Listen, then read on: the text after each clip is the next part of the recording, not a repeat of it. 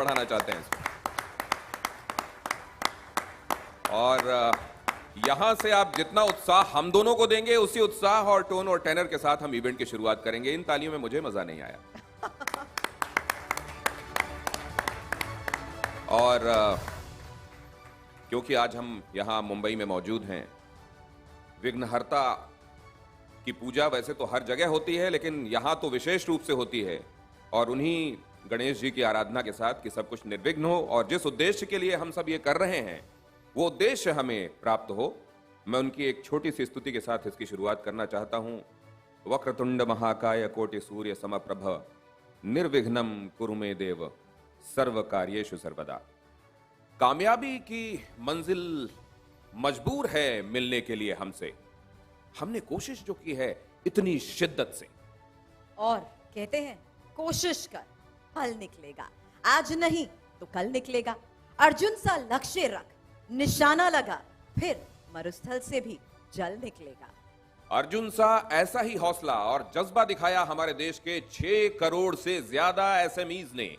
आज हमारा देश आजादी की 100वीं सालगिरह पर पूर्ण विकसित देश बनने का ख्वाब देख रहा है और इस सपने को पूरा करने में अहम रोल निभा रहा है हमारा एसएमई सेक्टर। न्यू इंडिया के ये पायनीज देश की कंपनी का, इकोनॉमी का ग्रोथ इंजन है। और जब पूरी दुनिया की अर्थव्यवस्था मंदी की मार झेल रही थी, तब बिजनेस की दुनिया के इन दिग्गजों ने अपनी इनोवेटिव सोच और मेहनत के दम पर ही इंडियन इकोनॉमी को आगे बढ़ने का एक नया रास्ता दिखाया। तो एक बार फिर से मैं अपने आप का परिचय देता हूं। नमस्कार, स्वागत है आप सबका। मैं हूं दिनेश गौतम। नमस्कार, आपके साथ मैं हूं सुरभि शर्मा।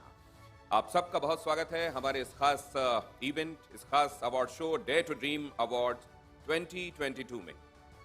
इन होम ग्रोन एंटरप्राइजेस की बदौलत भारत दुनिया के नक्शे पर विश्व गुरु के तौर पर अपनी पहचान पुख्ता करता जा रहा है। देश का एसएमई सेक्टर भारतीय अर्थव्यवस्था की बढ़ती रफ्तार को लगातार गति दे रहा है। ये वो बिजनेस लीडर्स हैं जिन्होंने न सिर्फ हमारा आज संवारा, बल्कि भारत का आने वाला कल भी सुरक्षित कर दिया है। इन इंस्पायरिंग एसएमईज के इसी जज्बे को आज हम इस मंच पर करेंगे सम्मानित। लेकिन इससे पहले कि हम इस कार्यक्रम को आगे बढ़ाएं, मंच पर मैं सबसे पहले आमंत्रित करना चाहूंगी head of marketing SAP Indian सब कॉन्टिनेंट राहुल सिंह जी को। तो राउंड ऑफ द अप्लॉज।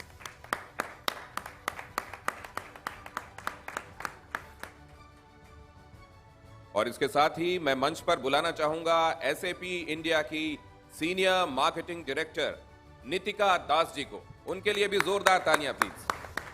आप दोनों का बहुत बहुत स्वागत है।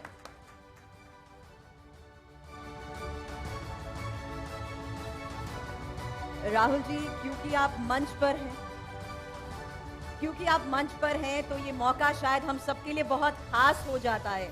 और अगर आज इस कार्यक्रम की शुरुआत में ही हम आपको सुने तो इससे और क्या खास हो सकता है। इन तमाम दिग्गजों के बीच आपकी प्रेजेंस, आपकी कही बातें सबके लिए बहुत ही बड़ा सोर्स ऑफ इंस्पिरेशन जरूर होंगी। लेकिन जब तक उनके पास माइक पहुंच रहा है सुरभि, मुझे एसएपी के इन दिग्गजों से बातचीत करने का मौका पहले मिलता रहा है, क्योंकि इस अवार्ड सेरेमनी का इससे गुजरे हुए सालों में मैं हिस्सा रहा हूं। और एसएपी ने जिस तरीके से इनेबल किया है, एम्पावर किया है हमारे एसएमईज को, वो अपने आप में बेजोड़ है। लेकिन वो किस तरीके से बेजोड़ है, क्या खास किया है उन्होंने, ये उनसे बेहतर खुद कौन बेहतर बता सकता है। और इसीलिए मैं चाहूंगी कि अगर हमें सबसे पहले राहुल जी को सुनने का मौका मिले, और ये बहुत जानना जरूरी है हम सभी के लिए यहाँ पर, कि आखिर किस तरीके से डेयर टू ड्रीम अवार्ड्स के पीछे एक सोच रही है, उस सोच को कैसे आप अमल में लाए हैं, ये बता। तो सबसे पहले एसएपी की तरफ से जितने भी हमारे गेस्ट्स आज आए हुए हैं उनका स्वागत करना चाहूँगा, और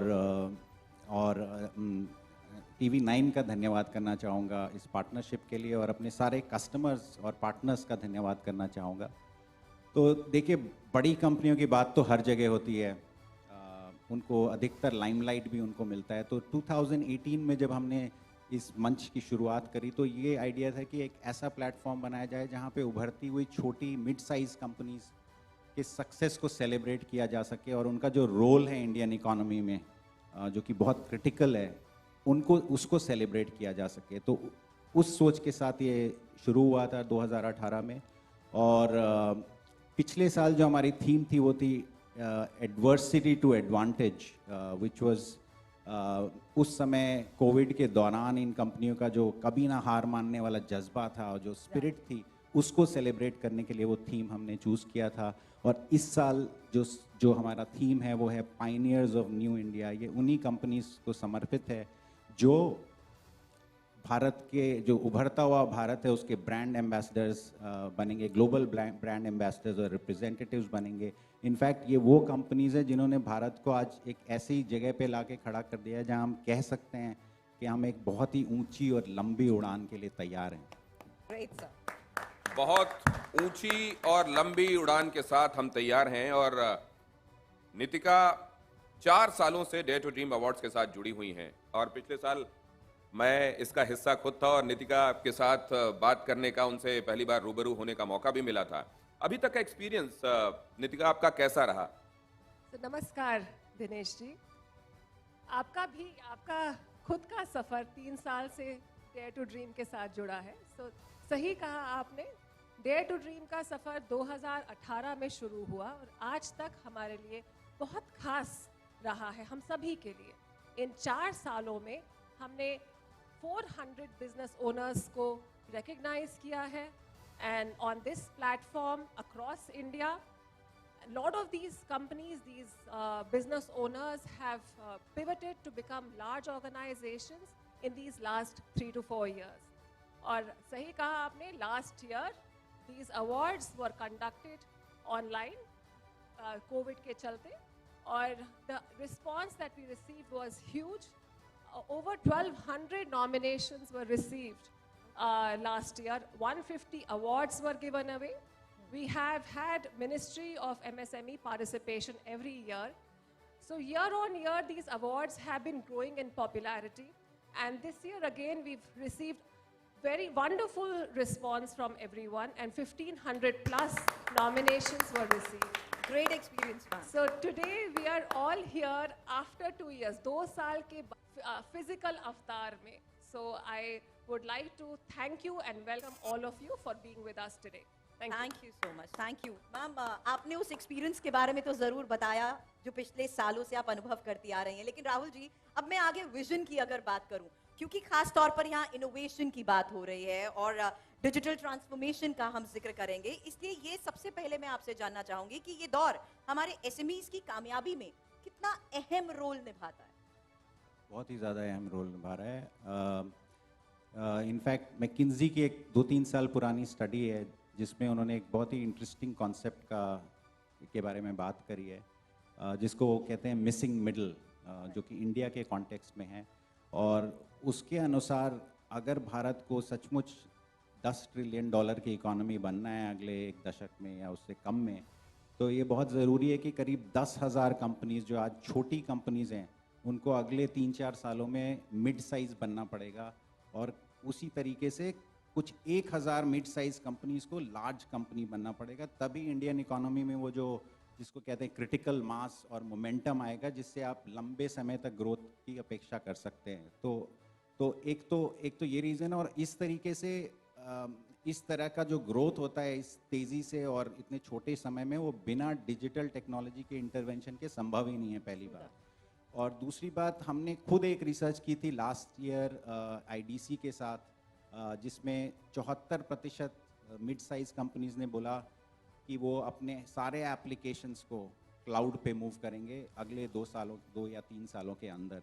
तो ये उदाहरण है कि क्योंकि उनका मानना है कि इससे उनको वो एक एजिलिटी मिलेगी, जिसको हम मार्केट डायनामिक्स बोलते हैं, लगातार आते हुए चेंजेस के साथ डील करने के लिए वो क्षमता मिलेगी, और उसके साथ ही अपने जो उनके जो फंक्शंस हैं कंपनी के अंदर वो इंटीग्रेटेड होंगे और एफिशिएंट होंगे, जो वर्ल्ड क्लास लेवल की एफिशिएंसी जिसको कहते हैं। तो डिजिटल ट्रांसफॉर्मेशन का कोई विकल्प नहीं है। इनफैक्ट सवाल ये नहीं है कि मिड एसएमईज को डिजिटल ट्रांसफॉर्मेशन करनी चाहिए कि नहीं, सोच ये होनी चाहिए कि कितनी तेजी से कर सकते हैं। A good take from your views, sir. Thank you so much. Digital transformation हर एक इंडिविजुअल के लिए, हर एक इंडस्ट्री के लिए कितना ज़्यादा ज़रूरी। और कई लोग ये सोच रहे थे कि शायद कोविड के दौर में उस समय के लिए ये स्थिति होगी, लेकिन ये इरिवर्सिबल ट्रेंड बन गया। बहुत धन्यवाद हम लोगों को एनलाइटन करने के लिए, क्या किया जा रहा है और आगे क्या होगा। बहुत शुक्रिया, बहुत धन्यवाद इस बातचीत के लिए। और मैं आप सबको बता दूं कि हमारे बीच हमारे आज के guest of honour Shri Bhanu Pratap Singh Verma यहां मौजूद हैं, minister of state, ministry of MSME, government of India. बहुत स्वागत एक बार फिर से उनका। और साथ ही हमारे बीच में है एसएपी इंडियन सब कॉन्टिनेंट के mid market and emerging business के वाइस प्रेसिडेंट राजीव सिंह जी। और इसके अलावा हमारे साथ हैं head of marketing SAP Indian सब कॉन्टिनेंट राहुल सिंह जी, और एसएपी इंडिया की बिजनेस मार्केटिंग की सीनियर डायरेक्टर जो अभी आपसे मुखातिब थी नितिका दास।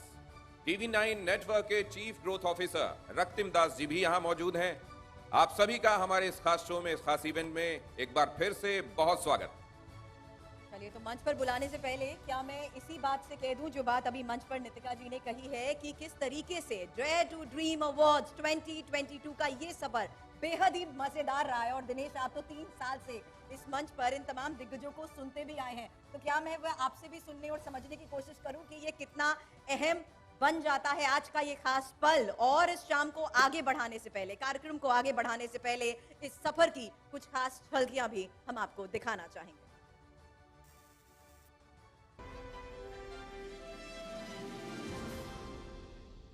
आज जब अमृत काल की पहली प्रभात है, तो हमें इस 25 साल में विकसित भारत बना के रहना है। आप संकल्प लेकर के मेरे साथ चल पड़िए साथियों। मेरा देश विकसित देश होगा, डेवलप कंट्री होगा।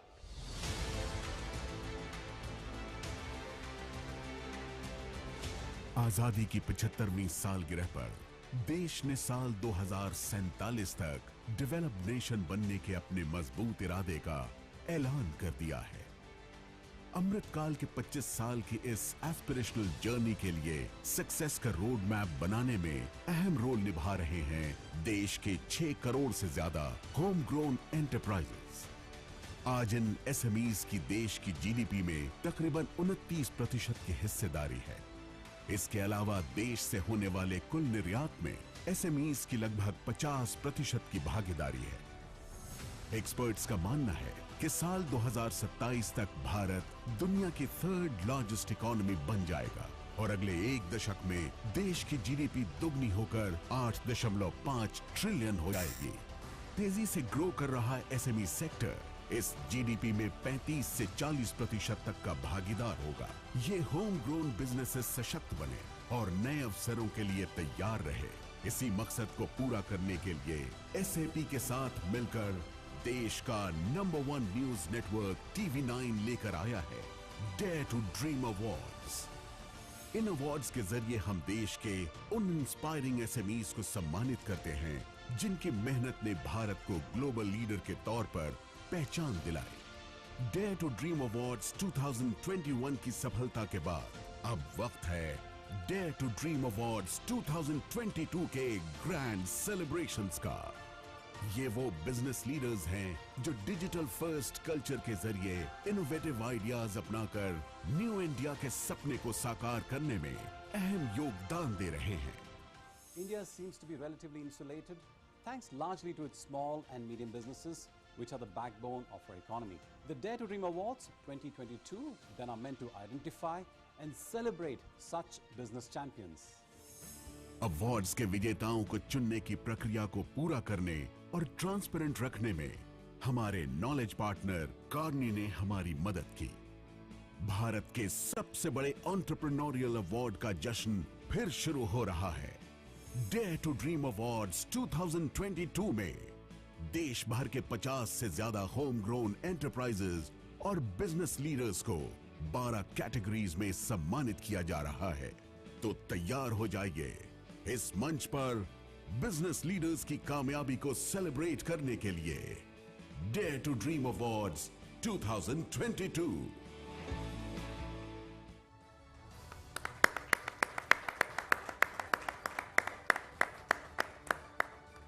आप सोचें कि अगर कोई कोशिश की जाती है, मसलन सुबह उठने की ही कोशिश अलार्म लगा के, सोचिए कितनी मुश्किल होती है। एक छोटी सी कोशिश के लिए कितनी मशक्कत करनी पड़ती है, और इन लोगों ने तो कामयाबी के झंडे गाड़े हैं। इसीलिए हम कहते हैं कि इन्होंने डेयर किया है ड्रीम करने का, और उसके बाद उन ड्रीम्स को हकीकत की धरती पर उतारने का। ये तालियां फिर भी मुझको कंजूस तालियां लगती हैं। और अब आगे बढ़ने से पहले मैं मंच पर बुलाना चाहूंगा हमारे आज के guest of honour, minister of state, ministry of MSME, government of India, Bhanu Pratap Singh Verma ji को। जोरदार तालियों के साथ उनका स्वागत कीजिए प्लीज। और साथ ही मैं रिक्वेस्ट करूंगा एसएपी इंडियन सब कॉन्टिनेंट के mid market and emerging business के वाइस प्रेसिडेंट राजीव सिंह जी को, और साथ में TV9 नेटवर्क के chief growth officer Raktim Das जी से अनुरोध करूंगा कि वो हमारे गेस्ट ऑफ ऑनर का मंच पर स्वागत करें प्लीज।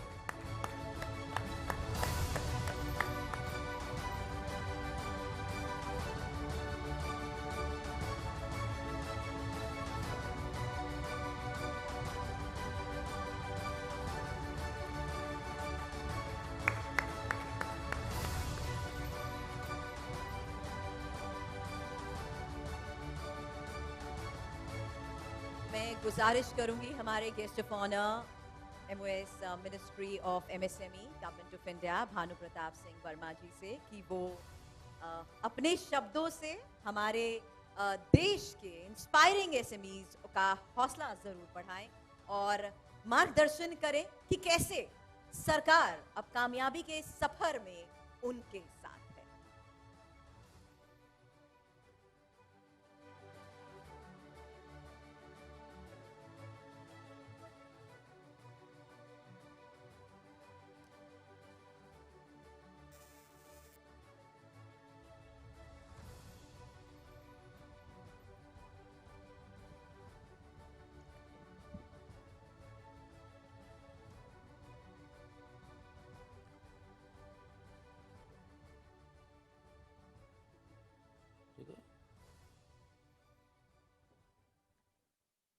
विशेष रूप से आज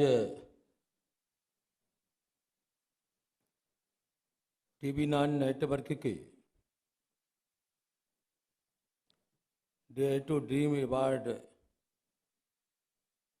2022 के समारोह में उपस्थित है। TV9 नेटवर्क के चीफ ग्रोथ अफसर श्री रक्तिम दास जी,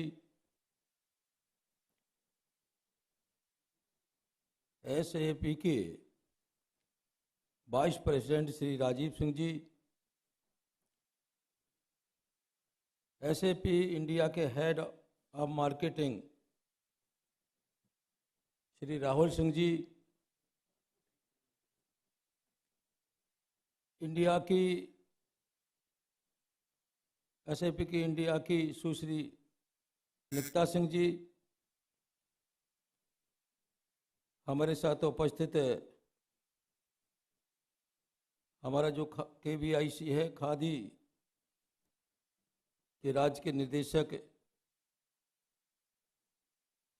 जो महाराष्ट्र से हैं, महाराष्ट्र को देख रहे हैं, हमारे साथ आए हैं, योगेश भामरे जी, और विशेष रूप से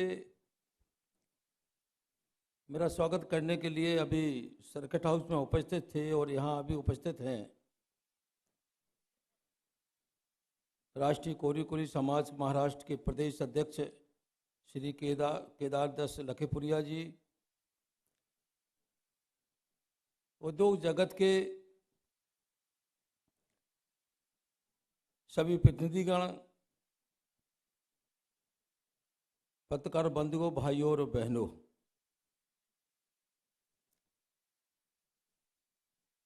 विशेष रूप से आज company of the year awards के इस कार्यक्रम में जो यहाँ अवार्ड्स उद्यमियों को दिया जा रहा है, मैं सभी उद्यमियों का अपनी ओर से स्वागत करता हूँ और उनका अभिनंदन करता हूँ। विशेष रूप से मैं कह सकता हूँ कि MSME सेक्टर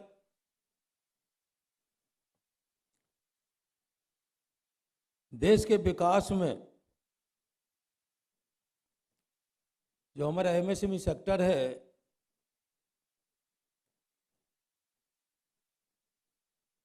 की जो देश भर में भूमिका है उससे सभी लोग परिचित हैं।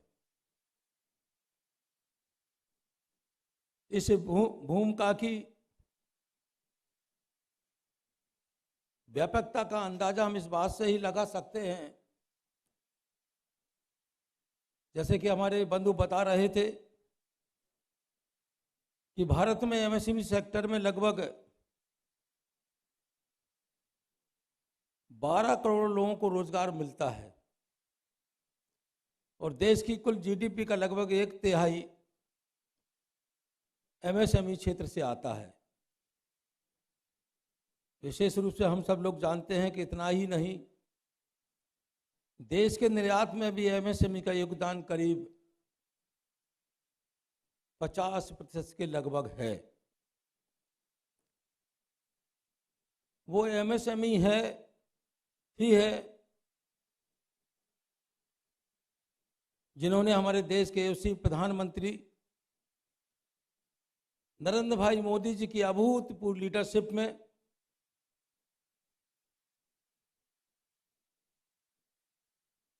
देश को कोविड-19 की प्राकृतिक आपदाओं से जनित नकारात्मक आर्थिक विकास से उबार कर आज विश्व की सबसे प्रमुख अर्थव्यवस्था बना दिया है। हमने देखा है कि हमारे प्यारे देशवासियों ने प्रधानमंत्री नरेंद्र भाई मोदी जी की वोकल फॉर लोकल और आत्मनिर्भर भारत की अपील को किस तरह से सिर आंखों पर लिया है और एमएसएमई सेक्टर को आगे बढ़ाते हुए भारतवर्ष को दुनिया के सारे देशों में सबसे ब्राइट इकोनॉमी बना दिया है। आदरणीय प्रधानमंत्री नरेंद्र भाई मोदी जी के आह्वान पर उन्होंने आह्वान किया था कि हमारी जो स्थानीय वस्तुएं हैं उसका उपयोग हम सबको करना चाहिए। उसकी जरूरत ही नहीं है बल्कि हम सबकी जिम्मेदारी भी है और यही हमारे विकसित भारत की ओर ले जाने वाला मार्ग है। प्रधानमंत्री के आह्वान के मूल में अगर हम गौर से देखें तो पाएंगे कि इसमें पंडित दीनदयाल उपाध्याय जी का एकात्म मानववाद का दर्शन, महात्मा गांधी जी का ग्रामोद्योग का पुनर्जीवित करने का प्रयास और वीर सावरकर के विदेशी प्रतिबद्धता के खिलाफ राष्ट्रीय उद्योग की रक्षा का सरकार द्वारा उठाए जाने वाला हर कदम में इन सिद्धांतों का सटीक मिश्रण है। हमारे देश में 2014 के बाद आम चुनाव के बाद ही एमएसएमई क्षेत्र को एक महत्वपूर्ण क्षेत्र के रूप में चिन्हित किया गया है, जिसमें आत्मनिर्भर भारत व मेक इन इंडिया के महान अवसर मौजूद हैं। यशस्वी प्रधानमंत्री के मार्गदर्शन में भारतीय सशस्त्र बलों की वृहद आधुनिकीकरण की आवश्यकताओं के साथ आत्मनिर्भर भारत के दृष्टिकोण से रक्षा क्षेत्र में भी स्वदेशीकरण के लक्ष्य को साकार करने की महत्वाकांक्षा को गति प्रदान की है। एमएसएमई नीतियों में व्यापक बदलाव व मेक इन इंडिया योजना के सफल क्रियान्वयन से आज भारत सरकार की नीयत और गंभीरता का अंदाजा भी सहज ही लगाया जा सकता है। एमएसएमई क्षेत्र के माध्यम से निर्यात को बढ़ावा देना हमारा प्राथमिक एजेंडा है, जिससे कि हम जल्द से जल्द कुल आयातक देश से कुल निर्यातक देश बन सकें। एमएसएमई मंत्रालय इस बड़े लक्ष्य की प्राप्ति के लिए कंधे से कंधा मिलाकर काम कर रही है। अब तक के सबसे बड़े उद्योग पोत और मेक इन इंडिया के तहत निर्मित पहले स्वदेशी विमान वाहक पोत INS विक्रांत में MSME का एक बड़ा योगदान इसका जीता जाता उदाहरण है। विशेष रूप से मैं कह सकता हूं कि MSME क्षेत्र में आज विशेष रूप से, जैसा कि हम लोगों ने कहा कि कोरोना काल में हमारे MSME क्षेत्र ने ही अपनी क्षमता के बल पर हमें उसे उबारने का काम किया है। जिस देश में कोई सैनिटाइजर नहीं थे, अन्य कोई उपकरण नहीं थे, लेकिन MSME क्षेत्र ने इन सारी चीजों को बनाकर हमारा कोविड महामारी की जो को हमारा देश झेल रहा था, उसे बड़ी सफलता के साथ उन्होंने इसे उसमें सफलता प्राप्त करने का काम किया है। और देश के ऐसे प्रधानमंत्री जी ने कोरोना काल में भी चिंता की। उन्हें लग रहा था कि हमारी जो छोटी छोटी यूनिटें हैं, छोटे छोटे हमारे उद्योग बंधु हैं जो अपने क्षेत्र में काम कर रहे हैं, क्षेत्र में काम करते हुए कोरोना काल की वजह से उनकी फैक्ट्रियां किसी कारणों से रुग्ण पड़ गई थी, किसी तरीके से बंद हो गई थी, किसी तरीके से वो अपनी कारीगरों को तनख्वाह नहीं दे पा रहे थे, तो देश के यशस्वी प्रधानमंत्री ने उसकी चिंता की और विशेष रूप से उन्होंने 3.5 लाख करोड़ रुपए इन MSME के जो सेक्टर हैं, अन्य उद्योग बंधु हैं, उनके लिए, उनकी सहायता के लिए पैसा देने का काम किया। और विशेष रूप से 3.5 लाख करोड़ ही नहीं, 3 लाख करोड़ ही नहीं, 1.5 लाख करोड़ रुपए और उन्होंने देने का काम किया। इस तरीके से उन्हें 4.5 लाख करोड़ रुपए ECLGS योजना के अंतर्गत ये पैसा दिया गया।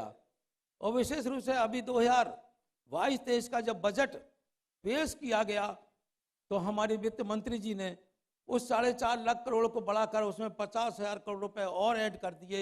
इस तरीके से 5 लाख करोड़ रुपए का एक विशेष पैकेज इन यूनिटों को किसी तरीके से सिक न करें, किसी तरीके से इनका काम न रुके, इसलिए उन्हें आर्थिक मदद देने का काम किया है। आज की स्थिति में मैं कह सकता हूं जो 5 लाख करोड़ का विशेष पैकेज ECLGS योजना के अंतर्गत मिला था, उसमें से अभी तक करीब 3.5 लाख करोड़ रुपए इन छोटी छोटी यूनिटों को दिया जा चुका है। कुछ यूनिटों को और आगे भी दिया जा रहा है, क्योंकि इस योजना को उन्होंने आगे मार्च 2023 तक बढ़ा दिया है।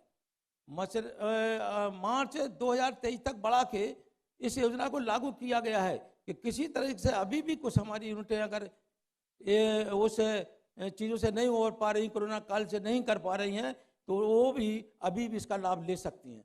विशेष रूप से मैं कह सकता हूं कि आज हम सब लोग यहाँ एकत्र हुए हैं और आज का दिन बेहद खास है। मुझे खुशी है कि हम सब यहाँ देश के सफल कारोबारियों की सफलता का जश्न मनाने के लिए इकट्ठा हुए हैं। डेयर टू ड्रीम अवार्ड 2022 इसकी सफलता का सम्मान समारोह है, क्योंकि आप सब अपनी मेहनत और लगन से भारत को ग्लोबल लीडर के तौर पर पहचान दिला रहे हैं।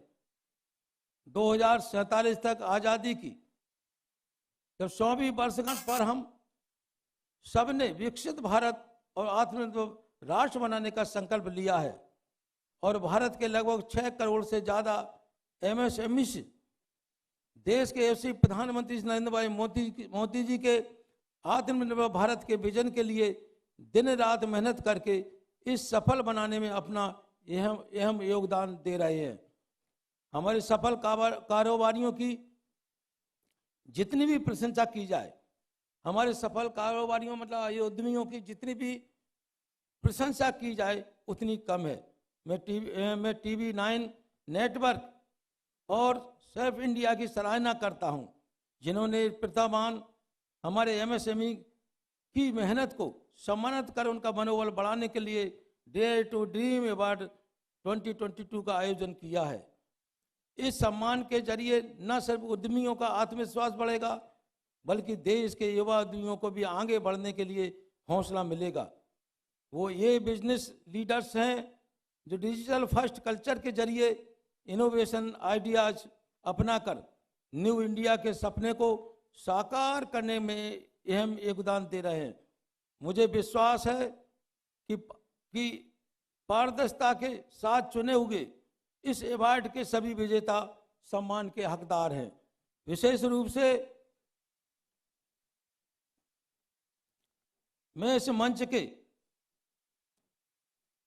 मैं आज इस मंच से सभी का आश्वस्त करना चाहता हूं कि भविष्य में एमएसएमई मंत्रालय श्री प्रधानमंत्री जी के विजन और नेतृत्व में आवश्यक ट्रेनिंग, क्वालिटी में उत्तरोत्तर सुधार व सघन R&D के माध्यम से अपने प्यारे देश को सूक्ष्म लघु और मध्यम उद्यमियों की सफलता के माध्यम से एक विकसित राष्ट्र बनाने में पूर्ण निष्ठा व बने से लगा रहेगा।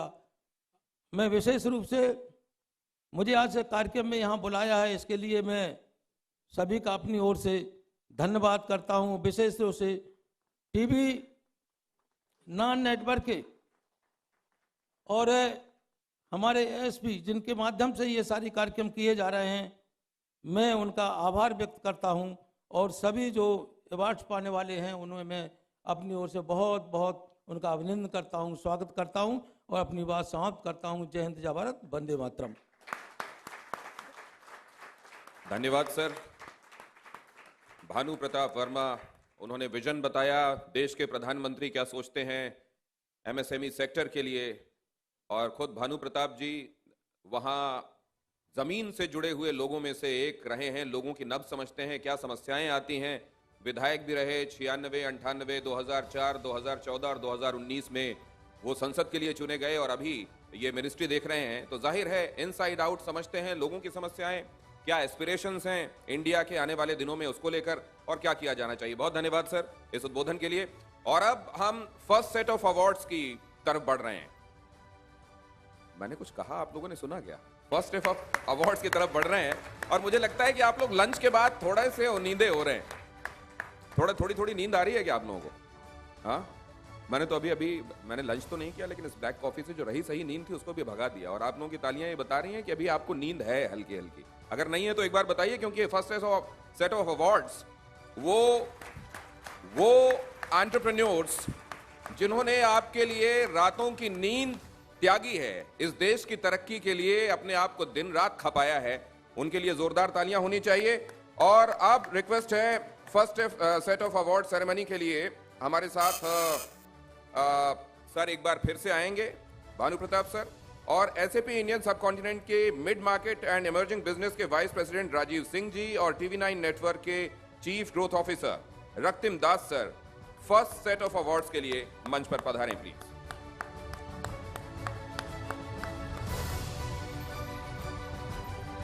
और आप सबसे गुजारिश है कि बीचों बीच आ जाएंगे मंच के, प्लीज बीचों बीच, थोड़ा और इस तरफ आए मेरी तरफ। जी यहाँ पे धन्यवाद। और अब हम अपने आज के फर्स्ट सेट ऑफ अवार्ड्स की घोषणा करेंगे। और इस बीच आपको बता दें, इस अवार्ड में हमने डिफरेंट कैटेगरीज में कंपनी ऑफ द ईयर को चुना है। ये वो कंपनीज हैं जो भारतीय एसएमई सेक्टर को तरक्की का नया आयाम दे रही है। Company of the year life sciences के लिए हमने 2 कंपनियों को चुना है। पहली विजेता कंपनी है ब्रिंटन फार्मास्यूटिकल्स। ये एक इनोवेशन लेड भारतीय मल्टीनेशनल फार्मास्यूटिकल कंपनी है। कंपनी का मकसद रिसर्च से लेकर फॉर्मुलेशन डेवलपमेंट तक अफोर्डेबल प्राइसेस पर अपने सभी कस्टमर्स को क्वालिटी सर्विसेज देना होता है। आपको इस खिताब के लिए बहुत बहुत बधाई। मैं चाहूंगी आप प्लीज इन तालियों पर विराम ना लगाएं, तालियां बजती रहे, क्योंकि ये फर्स्ट सेट ऑफ अवार्ड्स की शुरुआत हो चुकी है।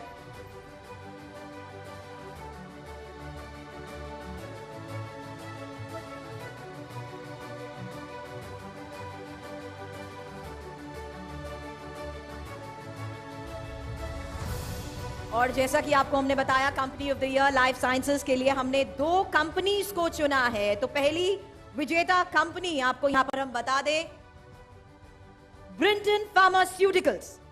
जोरदार तालियां प्लीज, आप तालियों पर विराम ना लगाएं।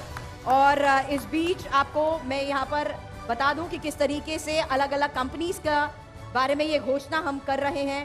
दूसरी विजेता कंपनी यहाँ पर साई सर्फेक्टेंट्स प्राइवेट लिमिटेड है, जो 1989 में कंपनी की ये शुरुआत हुई थी। मेटल और केमिकल्स जैसे दूसरे प्रोडक्ट्स की मैन्युफैक्चरिंग ये करते हैं। इस खिताब के लिए भी आपको बहुत बहुत शुभकामनाएं। तो ये दूसरी कंपनी, उसका नाम एक बार फिर से अनाउंस करता हूं मैं, साई सर्फेक्टेंट्स प्राइवेट लिमिटेड। और साथ ही पहली विजेता कंपनी हमने बताई ब्रिंटन फार्मास्यूटिकल, जो एक इनोवेशन लेड भारतीय मल्टीनेशनल फार्मास्यूटिकल कंपनी है। कंपनी का मकसद है रिसर्च से लेकर फॉर्मुलेशन डेवलपमेंट तक अफोर्डेबल प्राइसेस पर अपने सभी कस्टमर्स को क्वालिटी सर्विसेज देना। इस खिताब के लिए बेहद शुभकामनाएं। और अब इस कैटेगरी में हमारा अगला अवार्ड है company of the year IM&C। इस अवार्ड के लिए हमने दो कंपनियों को चुना है। पहली विजेता कंपनी है इंपीरियल ऑटो कंपनी, भारत में 2 व्हीलर्स और 4 व्हीलर्स OEMs के लिए लीडिंग सब वेंडर है। आपको इस अवार्ड के लिए बहुत बहुत बधाई। Company of the year IM&C।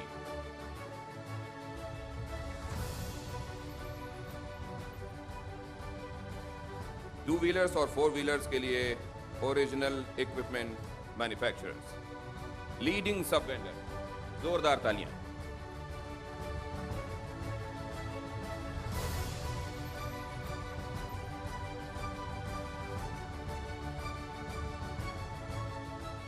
और दूसरी विजेता कंपनी है Sudisha foundry. Sudisha foundry private limited company देश के ईस्टर्न रीजन में लीडिंग फाउंड्रीज में से एक है।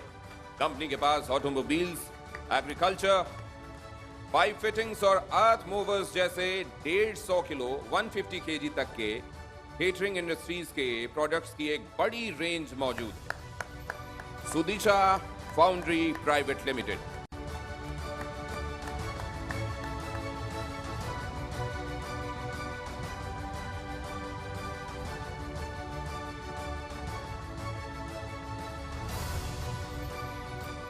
और इस कैटेगरी का अगला अवार्ड है company of the year CPG and retail. और इसके लिए भी हमने दो कंपनीज को चुना है। पहली विजेता कंपनी है pharma India Private limited. Company CCTV security में पूरे देश में आज टॉप ब्रांड बन चुकी है और इंडियन स्टैंडर्ड्स और मार्केट रिक्वायरमेंट्स को ही ध्यान में रखते हुए ये company high quality video security products को मैन्युफैक्चर करती है। जोरदार तालियां।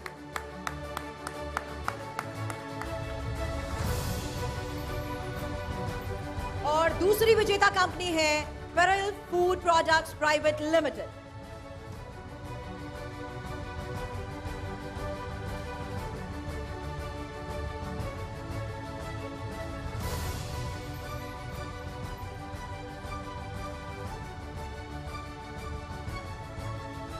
तो दूसरी विजेता कंपनी एक बार फिर से बता दें, Pearl food products private limited. Quality of products, authenticity of taste और रिलायबिलिटी ऑफ मैन्युफैक्चरिंग प्रोसेस और कंसिस्टेंसी ऑफ फ्लेवर, ये वो 4 कॉर्नरस्टोन्स हैं जिन पर पेरोल ग्रुप विश्वास करता आया है।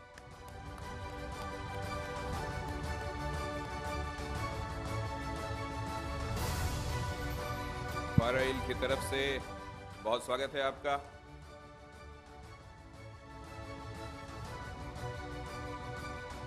और जैसा हमने आपको बताया, Pearl food products private limited, quality of products, authenticity of taste, reliability of manufacturing processes and consistency of flavours, ये 4 महत्वपूर्ण बातें जो इस कंपनी को यहां तक पहुंचाती हैं। आपको बहुत बधाई। और अब company of the year engineering construction and operations award के विजेता पंचशील रियलिटी। साल 2002 में शुरू हुई पंचशील रियलिटी भारत की finest luxury real estate developers में से एक कंपनी। लग्जरी होम्स और ऑफिस स्पेस डेवलपमेंट की हाई क्वालिटी के लिए कंपनी को कई पुरस्कारों से नवाजा जा चुका है और उनको इस खिताब के लिए बहुत बहुत बधाई और शुभकामनाएं।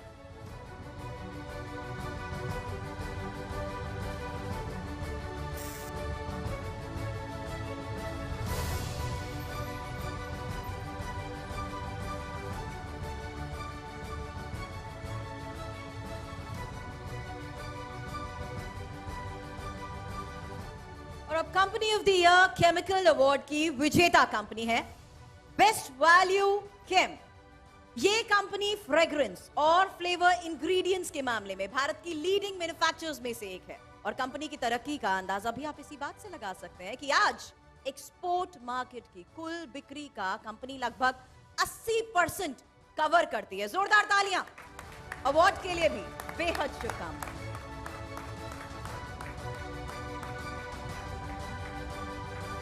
बेस्ट वैल्यू केम के बाद अब आइए प्लीज आइए प्लीज। और कई बार जब रिसिपिएंट्स ये इंतजार किस बात का होता है, मैं तो अगर ये पता होता था कि मुझे कोई अवार्ड मिलने वाला है तो मैं पहले ही कुर्सी से उठ चुका होता था आधा। लेकिन बहरहाल कई लोग ये सब्र रखते हैं, कई लोग थोड़े अपने कदमों को खींच कर चलते हैं, नहीं तो कई बार ये भी लगने लगता है इनको पहले से पता कैसे था कि ये होने वाला है। बहरहाल अब अगली अवार्ड कैटेगरी की तरफ हम बढ़ते हैं। Education institute of the year का अवार्ड आपने नाम किया है आईआईटी बॉम्बे ने। आज आईआईटी बॉम्बे को दुनिया भर में इंजीनियरिंग एजुकेशन और रिसर्च के मामले में अव्वल दर्जा दिया जाता है। आईआईटी बॉम्बे में पढ़ाने वाले फैकल्टी मेंबर्स को पद्म अवार्ड और शांति स्वरूप भटनागर जैसे कई पुरस्कारों से सम्मानित किया जा चुका है। इस अवार्ड के लिए आईआईटी बॉम्बे को बहुत सारी बधाई।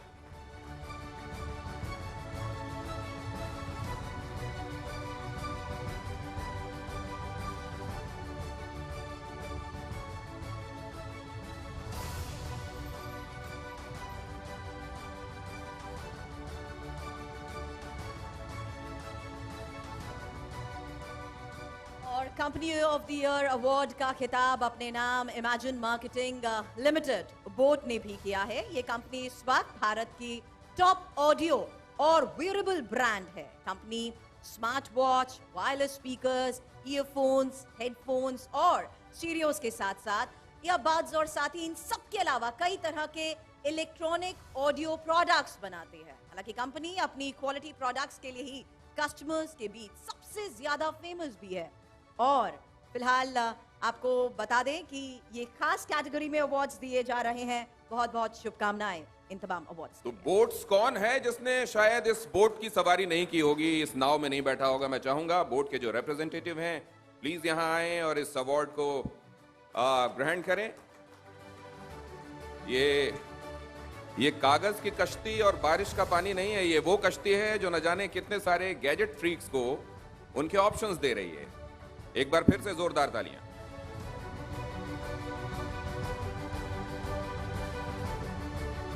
और अब इससे पहले कि हम आगे बढ़ें, हमारे मेहमानों का, अतिथियों का बहुत धन्यवाद करते हैं। उन्होंने इतने पेशेंस के साथ हमारे एंटरप्रेन्योर्स का हौसला बढ़ाया और उनको ये इन इनामों से नवाजा। आपका बहुत धन्यवाद सर। अपनी जगह आप ले सकते हैं। बहुत धन्यवाद।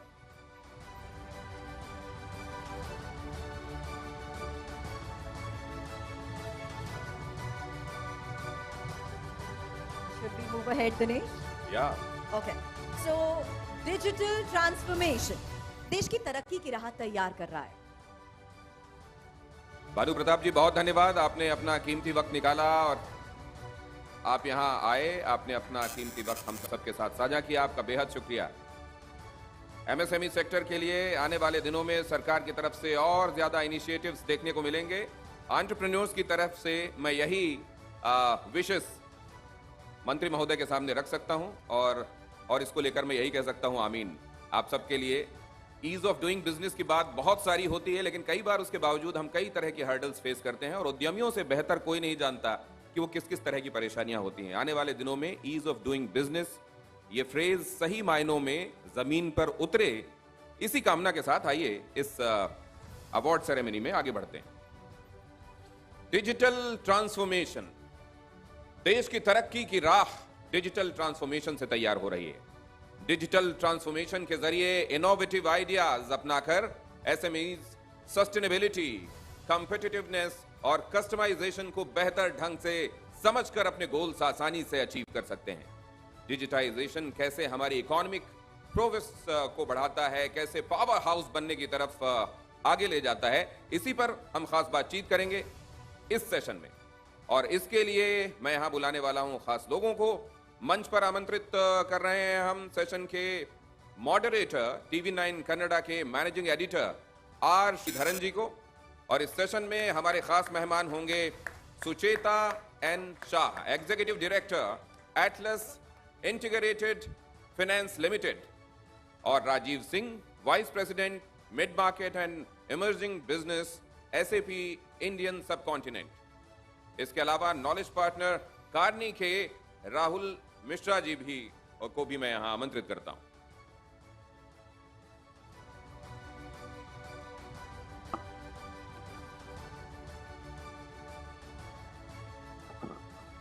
डिजिटल ट्रांसफॉर्मेशन, ये ट्रांसफॉर्मेशन कितना हुआ है और कितनी ट्रांसफॉर्म हुई है इससे पूरी की पूरी इंडस्ट्री और हमारे एंटरप्रेन्योर्स की राह इससे कितनी आसान बनी है। क्या डिजिटल ट्रांसफॉर्मेशन हो रहा है, इसके लिए कितना कंड्यूसिव एटमॉस्फेयर चारों तरफ है, पूरा इकोसिस्टम क्या ये महसूस कर रहा है कि सब चीजें जहां होनी चाहिए वैसी हैं, या कहीं पर कुछ परेशानियां, कुछ पेच भी हैं। आइए इस बातचीत के जरिए समझने की कोशिश करते हैं। All your sir.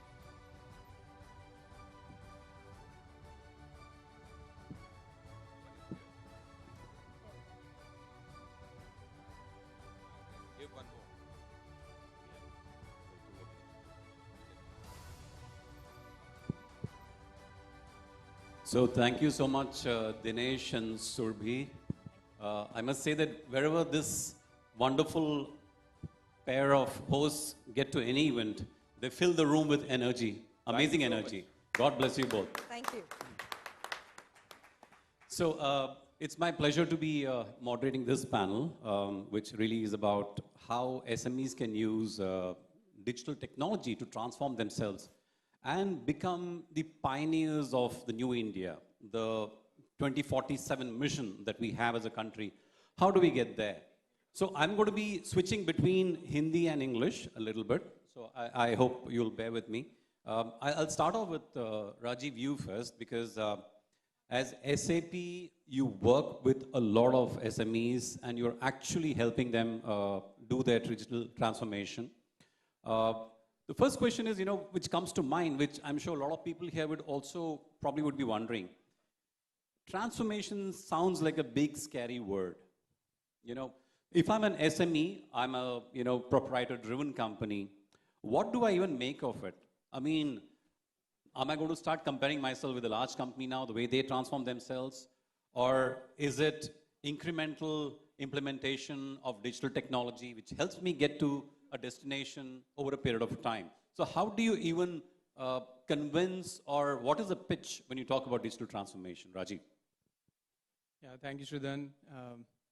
So whenever we've talked to these promoters in SMEs, and usually we would be talking to the promoters in our segment, what we have heard them talk about is some of the promoters would just ask about, I'm going to invest this much of money, what's my return on investment, right? What I am witnessing over past 2-3 years is that if you're able to really understand what do they want to achieve, if their vision is, they're able to state their vision, and most of the promoters can, you can really help them in digital transformation. Typically, in my understanding, I hate to use digital transformation when I'm talking to them. It's about how do you translate their vision into reality. And that's what, to me, a transformation really means. And in my discussions with most of the promoters, while it varies industry to industry, it just boils down to 3 broad areas, right? One, how do they really reach global markets, right? Second, how do they operate, uninterruptedly, their whole operation, supply chain, their in-house plants. And third, how do they give seamless experience to their internal team or customers and suppliers, right? So these are broad 3 themes which have emerged. Of course, the priorities vary industry to industry, but if we are able to translate these into reality, I think that's what transformation for us, that's how we define transformation for our customers. Great. So I think that's a pretty convincing kind of a logic to sell to SMEs. Let me come to you, Rahul. As Kearney, obviously you are working across sectors and across sizes of companies, big and small, from the largest to probably even a medium-sized company. When pre-COVID, I think we can define the world we exist in as pre-COVID and post-COVID. So pre-COVID, there was a lot of enthusiasm among SMEs and medium-sized companies to embark on some sort of a digital transformation. What has happened post-COVID? Has the enthusiasm ebbed a little bit, or has it come back even stronger? What are you seeing on the ground? First of all, a very good afternoon to everyone, to my fellow panelists, and congratulations to all the winners, very well deserved today. And thank you for having me here. To your question, Sridharan, you're right. There was a lot of hype on the overall digital transformation journey before COVID. And I'm not sure if there's a bit of distortion you're getting on. That's okay, that's working. Just hold it closer to your mouth. Okay. Yeah. Hold it closer to your mouth. Yeah. Just before COVID, people had started thinking about investing in digital. And the idea was to take this as a concerted effort, right? We did a fairly comprehensive exercise defining the digital transformation roadmap for one of the industries. Mm-hmm. When COVID happened, the focus shifted on some of the more existential issues of the business. Now, as businesses have stabilized, volumes have picked up across sectors as momentum has come back and people are back to work, the focus is now again on where will the next wave of growth come and where should my next investment dollar go. Digital clearly is coming back as a focus area. However, the priority right now is not to do a big bang approach, but to take small, gradual, sprinted approach. Invest, learn, demonstrate success, fail whenever you do, learn from it, and then improve and drive the next wave. The focus is a lot on driving outcomes to the point that we heard around converting vision. So it is about converting vision to impact and outcome, and digital is being seen as the means over there, as the medium to drive that outcome. So a lot of focus on driving greater ROI, adding speed and agility, and as we see the years now and even the years going ahead, digital will continue to be a central topic in C-suite and boardroom discussions as well. Right. So Sucheta, you work with a lot of FICCI members, particularly FICCI FINO. Are you seeing the same enthusiasm that the two of my other panelists have and they've shared with us? Do you think SMEs are embracing digitization with as much vigor as they ought to? There is, so first of all, congratulations to the members and hello to the fellow panelists. I would see that there is a lot of digitization tools available. Government has come with a lot of schemes like the TREADS or the GEM. So members do want to take it, SMEs do want to accept it. At times, there are some very good schemes. It's just that there is more awareness and more, in fact, software is required to create it for them to accept it.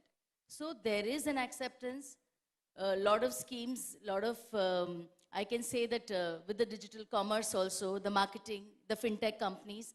So it is, and they are accepting it. They have been taking it for credit.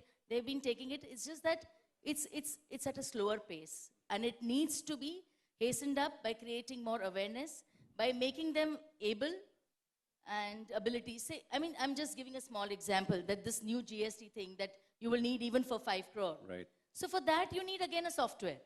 So the software, so that there should not be a time lag between that.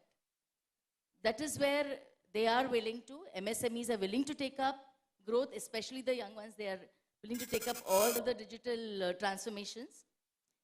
They just need that extra help so that it's done faster. Right. So, Rajiv, one of the harsh realities of being a medium-sized company is that you're perpetually strapped for cash. There's a perpetual shortage of funding, no matter what we say in terms of what's happening in the broader VC or the sexier venture industry. The reality for most SMEs is that they are scrambling to raise money to keep themselves growing and grow. So in such a situation, how do you show the value proposition to them that the investment that they make in digital transformation is not just a sound financial investment, but something they need to actually survive. Maybe in 5 years, if they don't make the investment, they probably won't be around, and someone else who does is probably going to eat their breakfast, lunch, and dinner. Yeah, very, very deep question. But yeah, very, very real, right? What you just said. Cash is always a problem. How we approach and what I have seen is that the minute MSME or a small medium enterprise starts seeing digital transformation as an investment from their profit, that okay, it'll eat into my profit, that's where they're doing the wrong thing first. So for us, it is like even if you are making 2% profit today, or you are just about profitable, even at times loss-making, this is an investment for you to be quickly compete against the larger players who are very competent digitally. The only way you can operate in the same space or go global in the shortest possible time today is possible with digital transformation. The larger organizations had muscle power of money to build distribution systems, go abroad, had the best talent.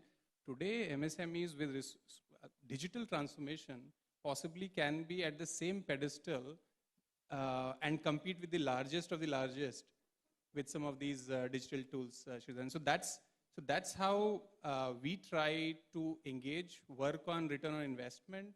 For example, how can you save cost or increase revenue? These are the two only factors which matter to a promoter, right? So we typically work with both these aspects, the revenue side, which is the customer side of it, and second is the costing, which is the operation, the supply chain, how you can make it more efficient and save costs. So these are typically two conversations which help us really set the vision right for these SMEs.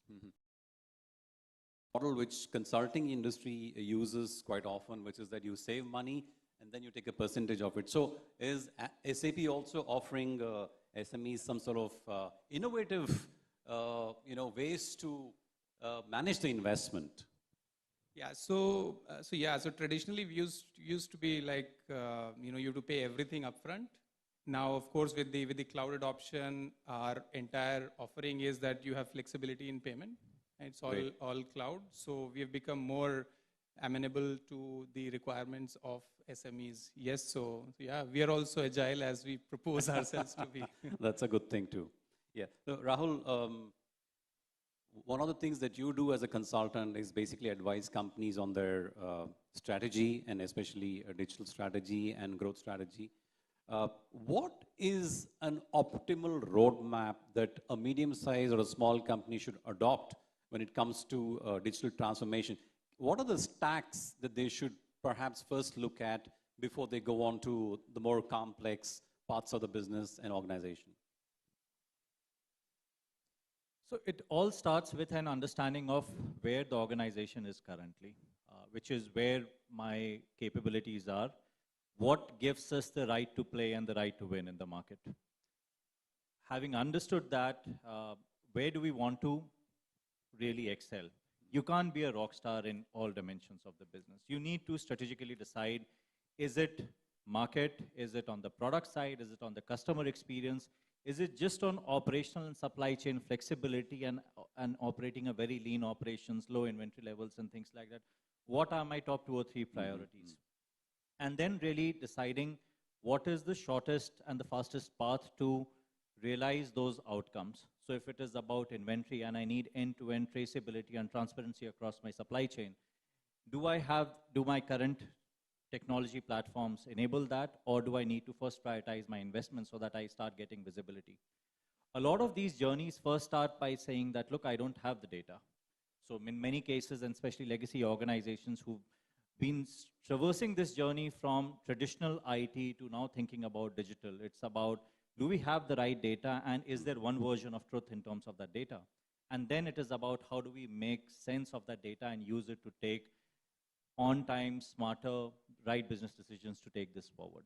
So I would say it's starting point, what are my key strength areas, signature strengths, where do I want to prioritize, and then what should be a phased investment to do that. I don't think we are in a time where people are looking at big bang investments, invest and wait for 2 years and hope to see success at the end of that 2 years. That kind of patience and time horizon and investments businesses are not keen to do. So, Sucheta, I had a question for you. Companies like SAP are there to help you along, with your digital transformation, but the reality at the end of the day is that the people who need to use those technologies to actually realize the full potential of those technologies, especially in the SME kind of an environment, aren't probably the savviest. It can be a little formidable for them. So what has been your experience, and how would you recommend that SMEs deal with that training aspect? It's not a very complicated thing. It's probably a training issue that people need to be made aware, and you handhold them while they get through that process for the initial few months. How would you suggest that SMEs should deal with this issue of training their own people to work in a new digitized manner so that the company can really leverage the potential of technology? So ease of doing business also includes ease of operating the software. Because it is very difficult at times that they are not able to, for small, there are the MIS, the little information, the reports, because just for a small snack, they are not aware that where to go, and then they wait for the software providers to come. So maybe this has to be the liaison between the software provider and the company, that these are the reports we will be requiring. These are the, for whatever the administration purpose, for the growth purpose, for different. So maybe all that has to be included while installing the software, and at that time the training has to take place. And even at regular intervals, because people change, employees change. So that needs to, and with the growth, the new schemes coming up. So there is a snag at times which they are not able to take up. So that operating software, it has to become much easier. It's required. And not just training, hand-holding, but at availability.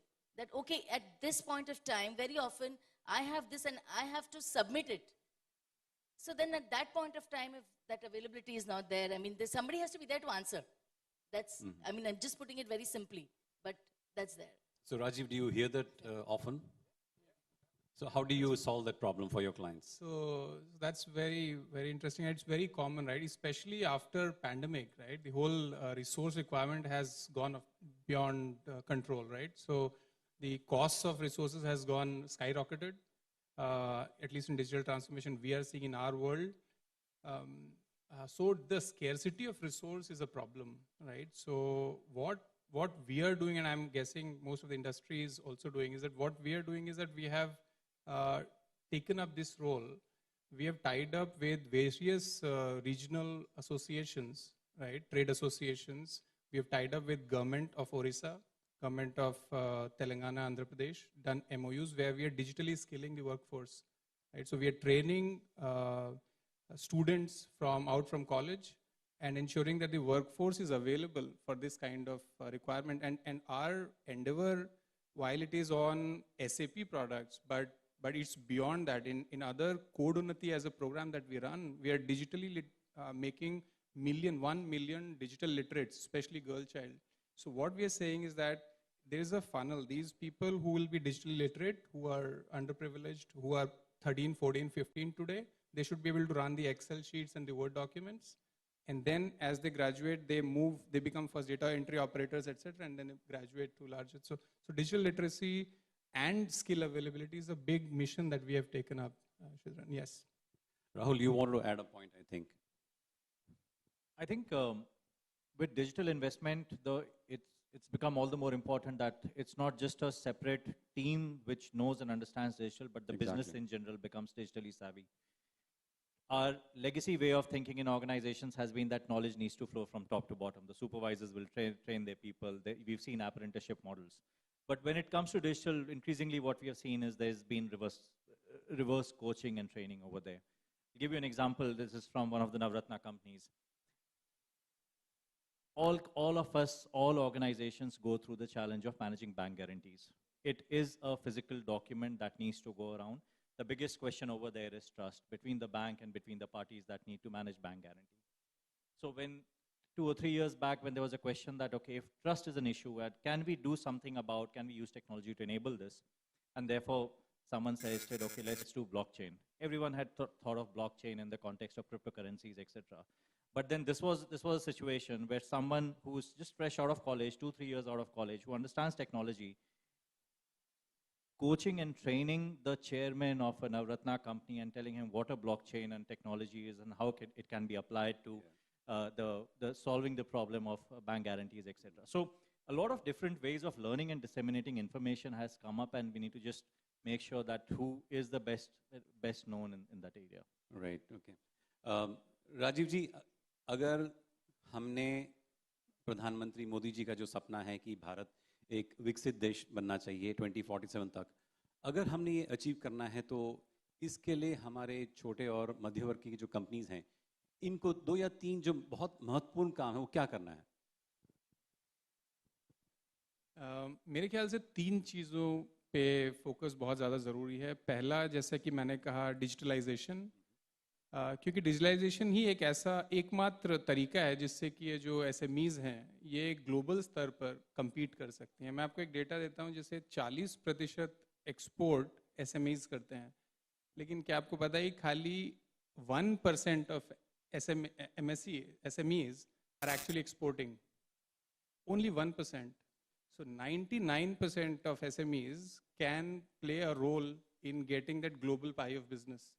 Now, तो अगर हमें उस global पाई को लेना है तो digitalisation बहुत ज़्यादा ज़रूरी है, जिससे कि आपको कस्टमर का रीच मिल जाता है ग्लोबल मार्केट्स का, आपको अपनी टेक्नोलॉजी इम्प्लीमेंट करने के बाद अपने सप्लायर से इंटरेक्ट करने को मिल जाता है। इसमें दूसरा, एंड मैं इसमें एग्जांपल भी दूंगा, बट दूसरा जो इम्पॉर्टेंट है वो हम कहते हैं ग्लोबल बैरियर्स को तोड़ना, जो मैं एक्सपोर्ट वाली बात कर रहा था, जो आपकी ऑर्गेनाइजेशंस को डिजिटलाइजेशन के बाद जो आप ग्लोबल बैरियर्स को तोड़ पाएंगे विद योर सप्लायर्स। टुडे हमारा एक एग्जांपल था जहाँ पे गुजरात की एक कंपनी को इंपोर्ट करना था कुछ सामान जो चाइना से आना था पैंडेमिक के टाइम में, एंड उनका एक कंपोनेंट, उनकी पूरी प्रोडक्शन उसके बेसिस पे डिपेंडेंट थी, और उन्हें ये नहीं पता था कि क्या ऑल्टरनेट सप्लायर आसपास अवेलेबल हैं कि नहीं है।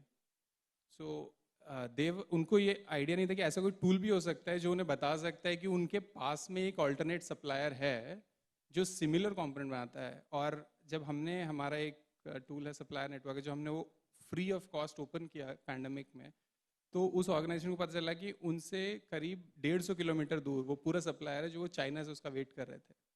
सो this digitalisation is important, and to take you global these interventions are important. Third, as I said, skilling. ये 3 चीज़ें अगर हम कर लेते हैं तो हमारी SMEs डेफिनेटली, जो छोटी SMEs हैं वो मिड साइज बन सकती हैं, और मिड साइज जो है वो बड़ी बन सकती हैं। तो राहुल, राजीव ने एक बहुत ही अहम बात कही है कि ये जो 3 चीज़ें करनी हैं, it is not an option. अगर आपने एक ग्लोबल मार्केट में सरवाइव करना है, खेलना है और उसमें प्रतिस्पर्धा से आपने जीतना है, तो ये आपको ऑप्शन नहीं है अब। तो ये मैसेज को कैसे आप कंपनीज को कन्विंस कर सकते हैं?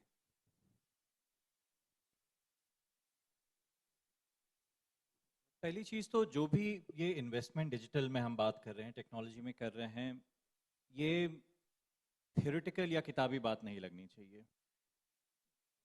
लीडरशिप से लेकर के शॉप फ्लोर पे जो एक कर्मचारी है, एक वर्कर है, उसे ये लगना चाहिए कि इससे मेरा काम कैसे बेहतर हो सकता है, इससे मेरे आए दिन के काम में क्या इस पे इम्पैक्ट होता है, उसी का जिस काम को करने में मुझे एक शिफ्ट लगता था, क्या उसे मैं आधे शिफ्ट में कर सकता हूँ, जो प्रोडक्ट हम बना रहे हैं उसकी क्वालिटी क्या बेटर हो सकती है, जो हमारा मशीन मेंटेनेंस के लिए अगर 4 घंटे 8 घंटे बंद रहता था, क्या हम वो काम कम डाउन टाइम ले सकते हैं, कम मेंटेनेंस ले सकते हैं।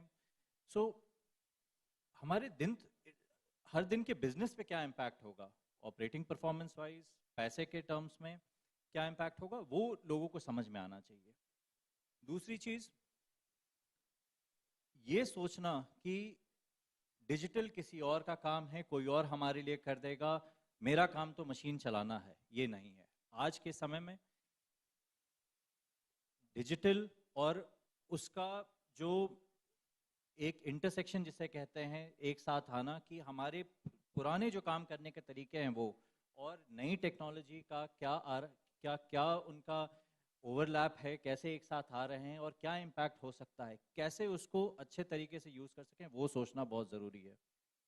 जिस भी ऑर्गेनाइजेशन में, जहाँ भी ऑर्गेनाइजेशंस ने डिजिटल जर्नी या डिजिटल ट्रांसफॉर्मेशन या डिजिटल इन्वेस्टमेंट्स के बारे में सोचा है, वहाँ ये काम कुछ 8-10 लोगों के ऊपर नहीं छोड़ा गया है।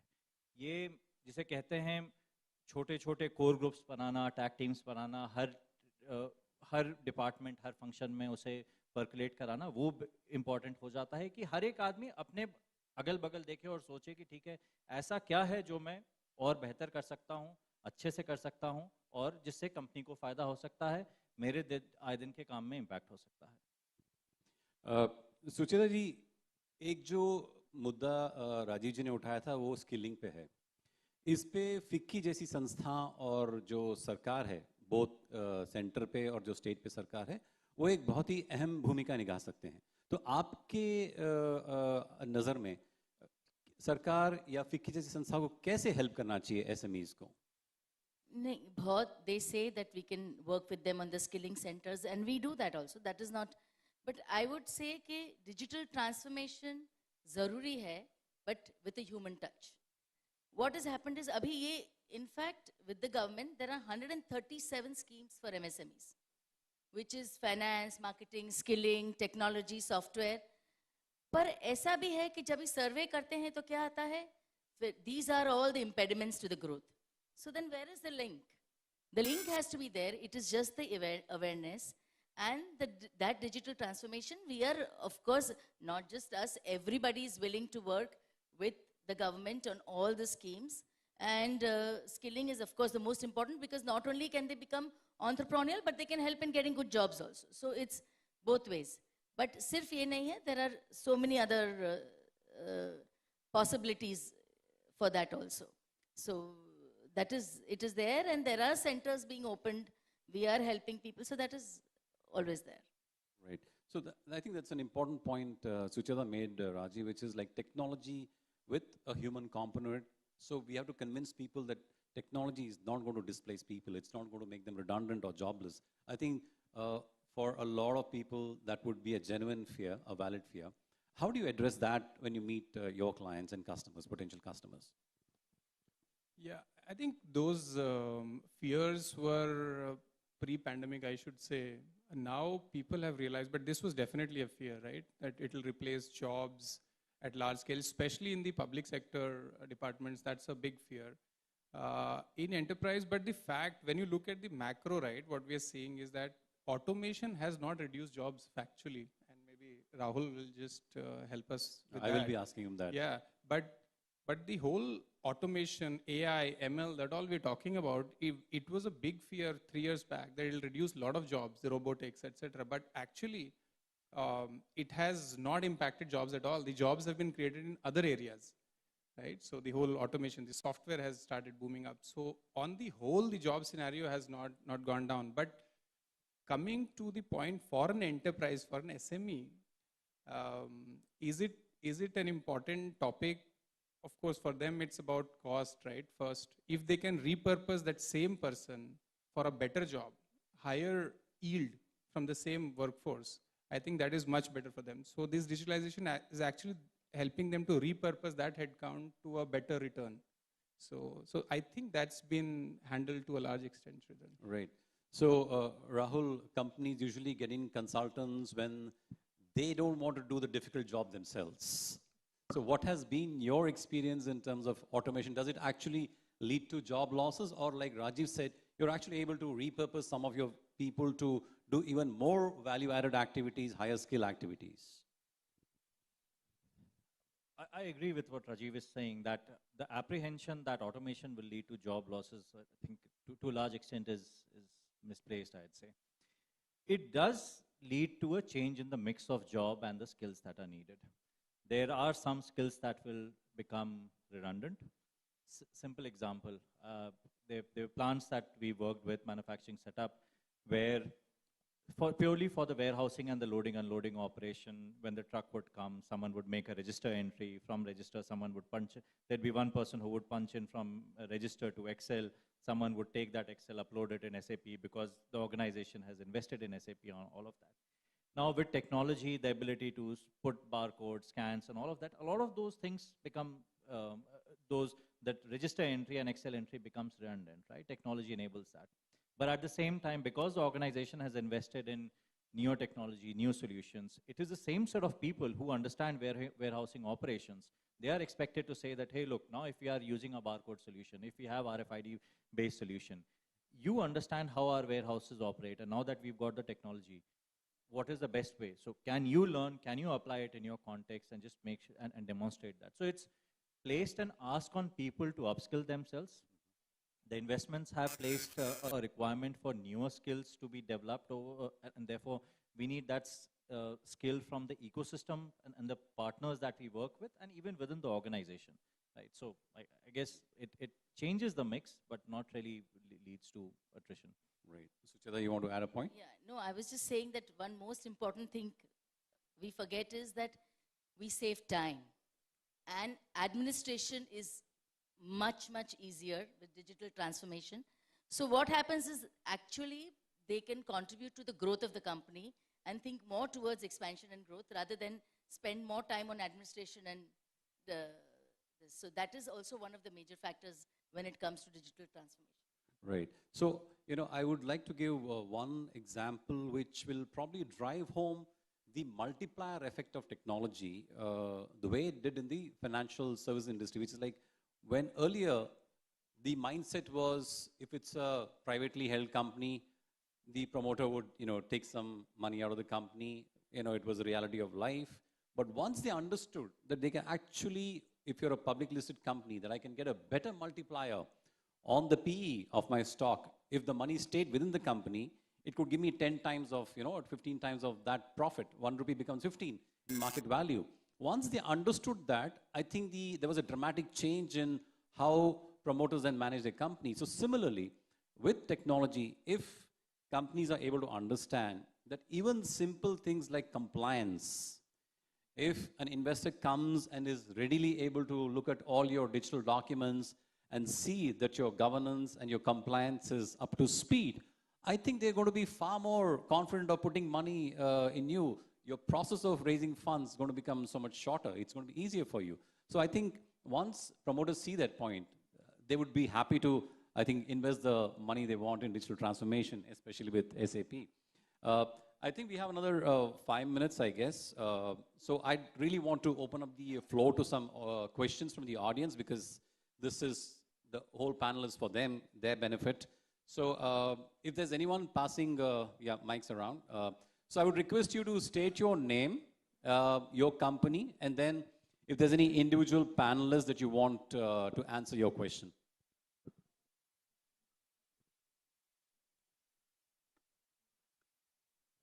Can someone give him a mic, please? Yeah. My name is Alok Anand from Acumen Aviation, Bangalore. Actually, my question is a bit, see, when we talk digital transformation, part of it is to shift from a legacy software to new tech software also. Because it's not about just digitization. A lot of companies, legacy companies, are using old software, right? Which you want to upgrade. So my question is, and it's for general panel, anyone please can kindly answer it.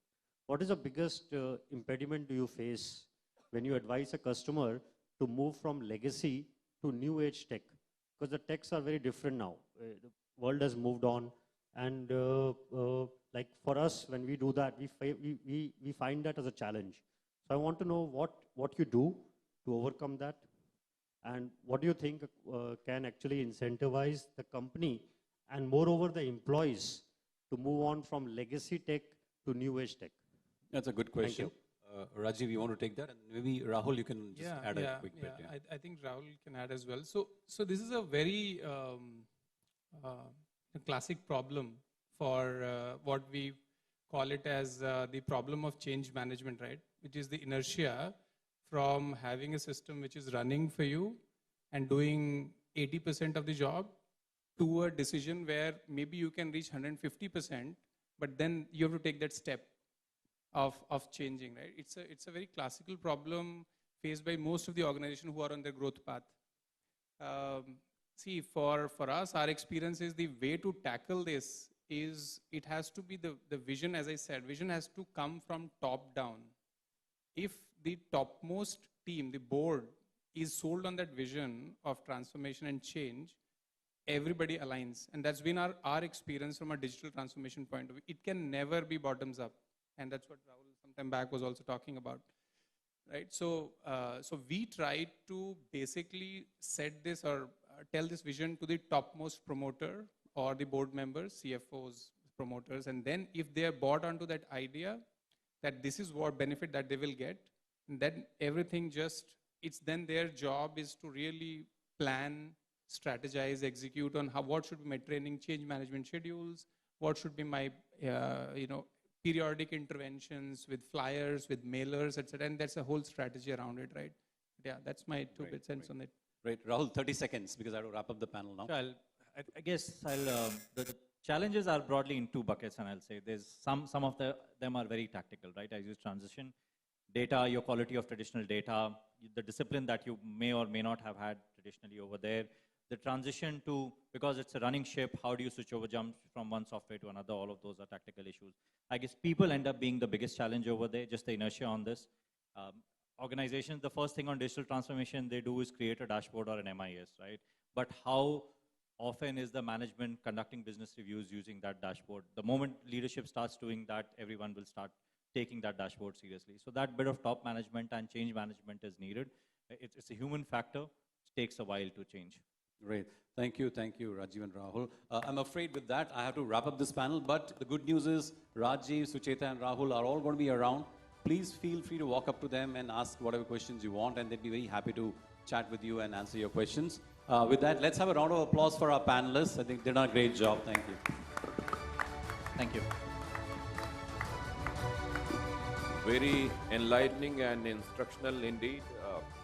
वो लोग जो इस पूरे ecosystem को समझना चाहते हैं और कई क्वेरीज ऐसी जो थ्योरेटिकली कई सवालों में और जवाबों में लोग ढूंढना चाहते हैं, लेकिन ये जो हैंड्स ऑन एक्सपीरियंसेस हैं वो सुनते हैं आप और आपको ये पता चलता है कि एक्चुअली प्रैक्टिकली हैंड्स ऑन आपको करना क्या है उस समय जब आपके सामने ऐसी सिचुएशंस हो।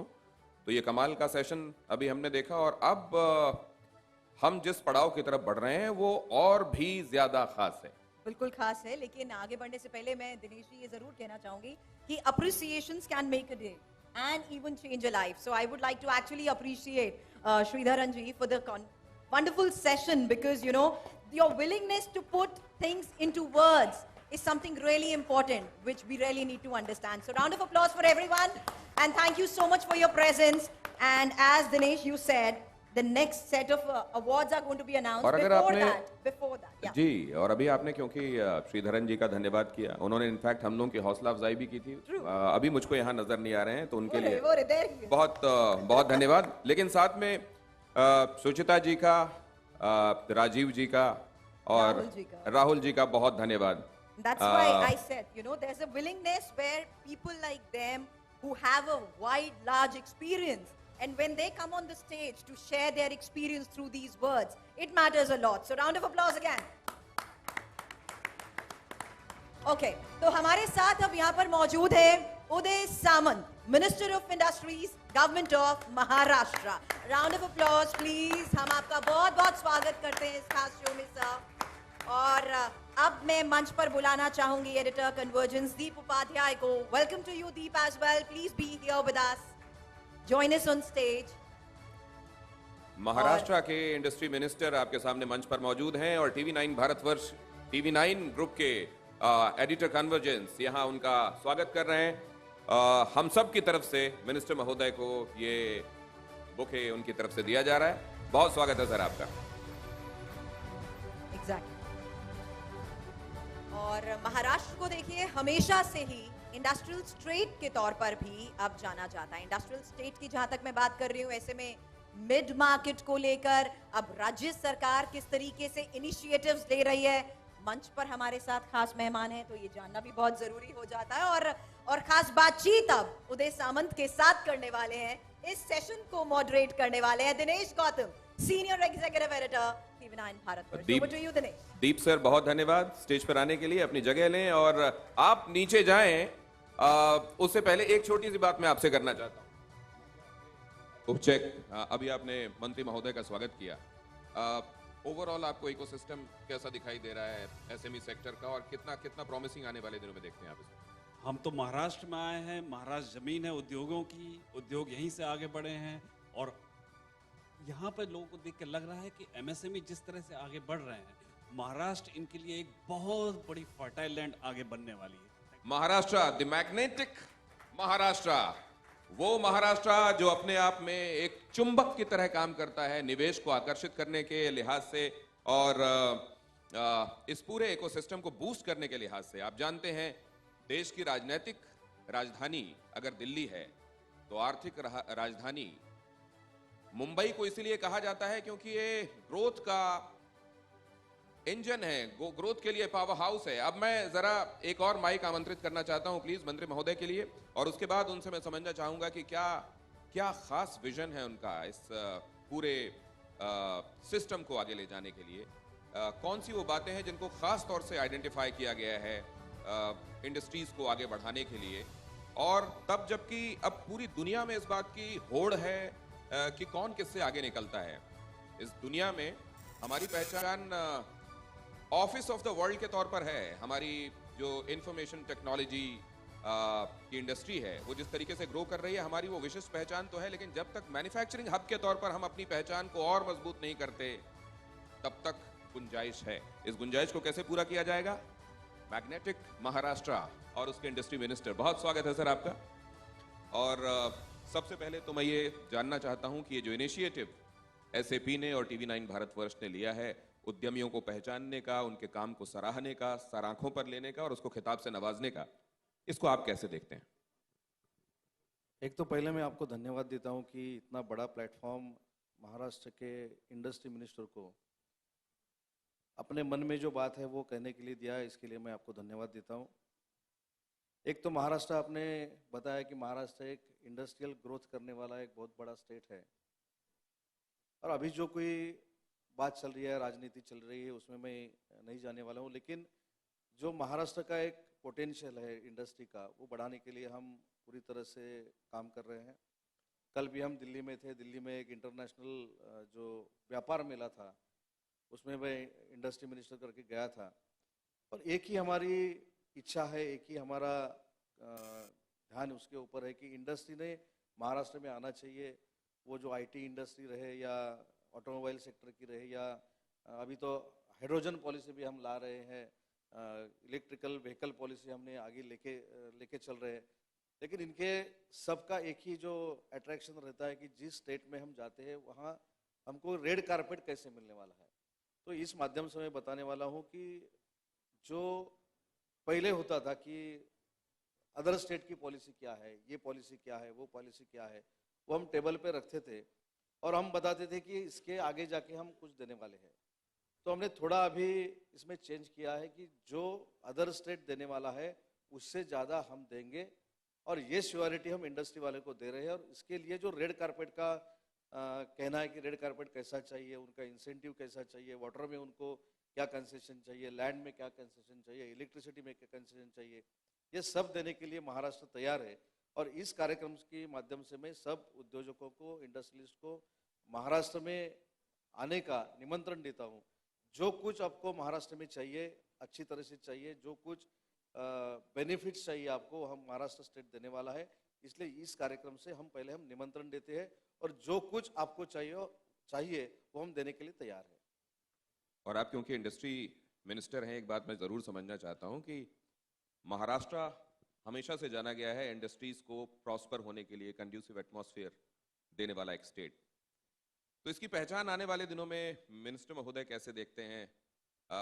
इंडस्ट्रीज के लिए पहचान के मामले में ये अब आगे सास भी कभी बहू थी के तौर पर जाना जाएगा, या जाना जाएगा नया 9 दिन पुराना 100 दिन? हर एक स्टेट अपनी तरफ इन्वेस्टमेंट खींचना चाहता है और महाराष्ट्र सबसे आगे दौड़ता रहा है। आने वाला वक्त महाराष्ट्र के हिसाब से आप कैसा देखते हैं? इसीलिए मैंने अभी बात की कि जो जो कुछ इंडस्ट्री को चाहिए वो हम देने के लिए तैयार हैं। अभी देखो, हम एक 10-15 दिन पहले हमने एक यूएसए के जो इंडस्ट्रियलिस्ट आए थे उनसे हमने बात की। उन्होंने हमको कहा कि देश में सेंट्रल गवर्नमेंट में हाइड्रोजन पॉलिसी डिफाइन हो गई है, लेकिन महाराष्ट्र में नहीं है, देश के अदर स्टेट में नहीं है। तो हमने डायरेक्टली उसी दिन डिक्लेयर कर दिया कि हम भी हाइड्रोजन पॉलिसी लेके आ रहे हैं। हाइड्रोजन स्कूटर रहेंगे, हाइड्रोजन बसेस रहेंगे, हाइड्रोजन ट्रक्स रहेंगे, हाइड्रोजन के बोट रहेंगे। ये सब मैन्युफैक्चरिंग यहाँ महाराष्ट्र में होगा और इसके लिए जो जो कुछ देना चाहिए हम देंगे। ये कमिटमेंट जो हम करते हैं वो सही होना चाहिए, वो कमिटमेंट उनके पास जाना चाहिए और बाद में ही इंडस्ट्रियलिस्ट जो है उनको पता चला कि कौन सा स्टेट क्या देने वाला है। तो मैं ये आपकी तरफ से ये मंच पे कहना चाहता हूँ कि अदर स्टेट क्या देने वाले हैं, कैसे देने वाले हैं, ये तो मेरे को पता नहीं, लेकिन जो कुछ वो देने वाले हैं उससे बढ़िया महाराष्ट्र देगा, ये हमारी कमिटमेंट है। ये उम्मीद इसलिए भी की जाती है क्योंकि जब डबल इंजन की बात की जाती है और ग्रोथ इंजन की बात की जाती है तो एसएमईज के लिए अगर ये ग्रोथ इंजन महाराष्ट्र रहा है तो अब डबल इंजन वाला एडवांटेज आपके साथ है, तो अब आपसे और भी ज्यादा उम्मीदें हैं। इस बात को भी आप समझते होंगे। नहीं, अभी ऐसा कहा जाता था कि महाराष्ट्र गवर्नमेंट ऑटो रिक्शा का भी है, डबल इंजन का भी है, अभी तो डबल इंजन का है, पहले ऑटो रिक्शा का था। ऐसा सब चल रहा है, लेकिन ये डबल इंजन का फायदा ये महाराष्ट्र स्टेट और जो सेंट्रल मिनिस्ट्री है, अगर ये एक साथ रहेंगी ना तो अच्छा इंडस्ट्री के लिए भी अच्छा रहेगा। अभी यहाँ आने से पहले मैं कॉस्मोस इंडस्ट्री जो है उनके साथ हमने एक मीटिंग ली थी। उन्होंने हमको ये बात हमारे ध्यान में उन्होंने लाके दी कि हम एक मीटिंग चाहते थे, वो 1 बरस नहीं हुई। मैंने अभी पिछले संवाद में सुना कि जो कुछ करना है वो जल्द करना चाहिए, टाइम बाउंड करना चाहिए। जो इंडस्ट्रियलिस्ट हमारे पास आता है वो ऐसा नहीं है कि उसको दूसरी जगह कहाँ जाना नहीं है इसलिए वहाँ आता है, उसको ऐसा लगता है कि महाराष्ट्र में अच्छी लैंड मिलेगी, अच्छा कोऑपरेशन मिलेगा, अच्छा बर्ताव उनके साथ होगा, उनका जो कुछ इंसेंटिव का जो मीटिंग्स रहता है वो 3 महीने के बाद रहते हैं, 6 महीने के बाद रहते हैं, वो जल्द से जल्द होगा।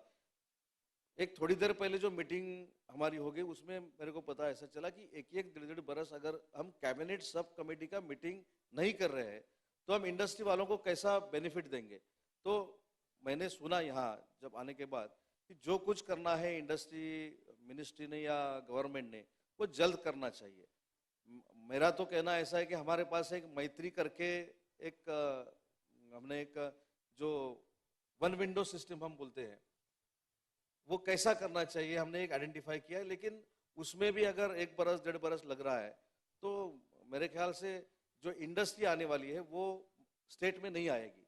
इसलिए इंडस्ट्रियलिस्ट का जो कहना है कि जल्द से जल्द उनको परमिशन मिलनी चाहिए और वन विंडो सिस्टम चाहिए, यही हम करने वाले हैं और ये मेरे ख्याल से जल्द हम करेंगे।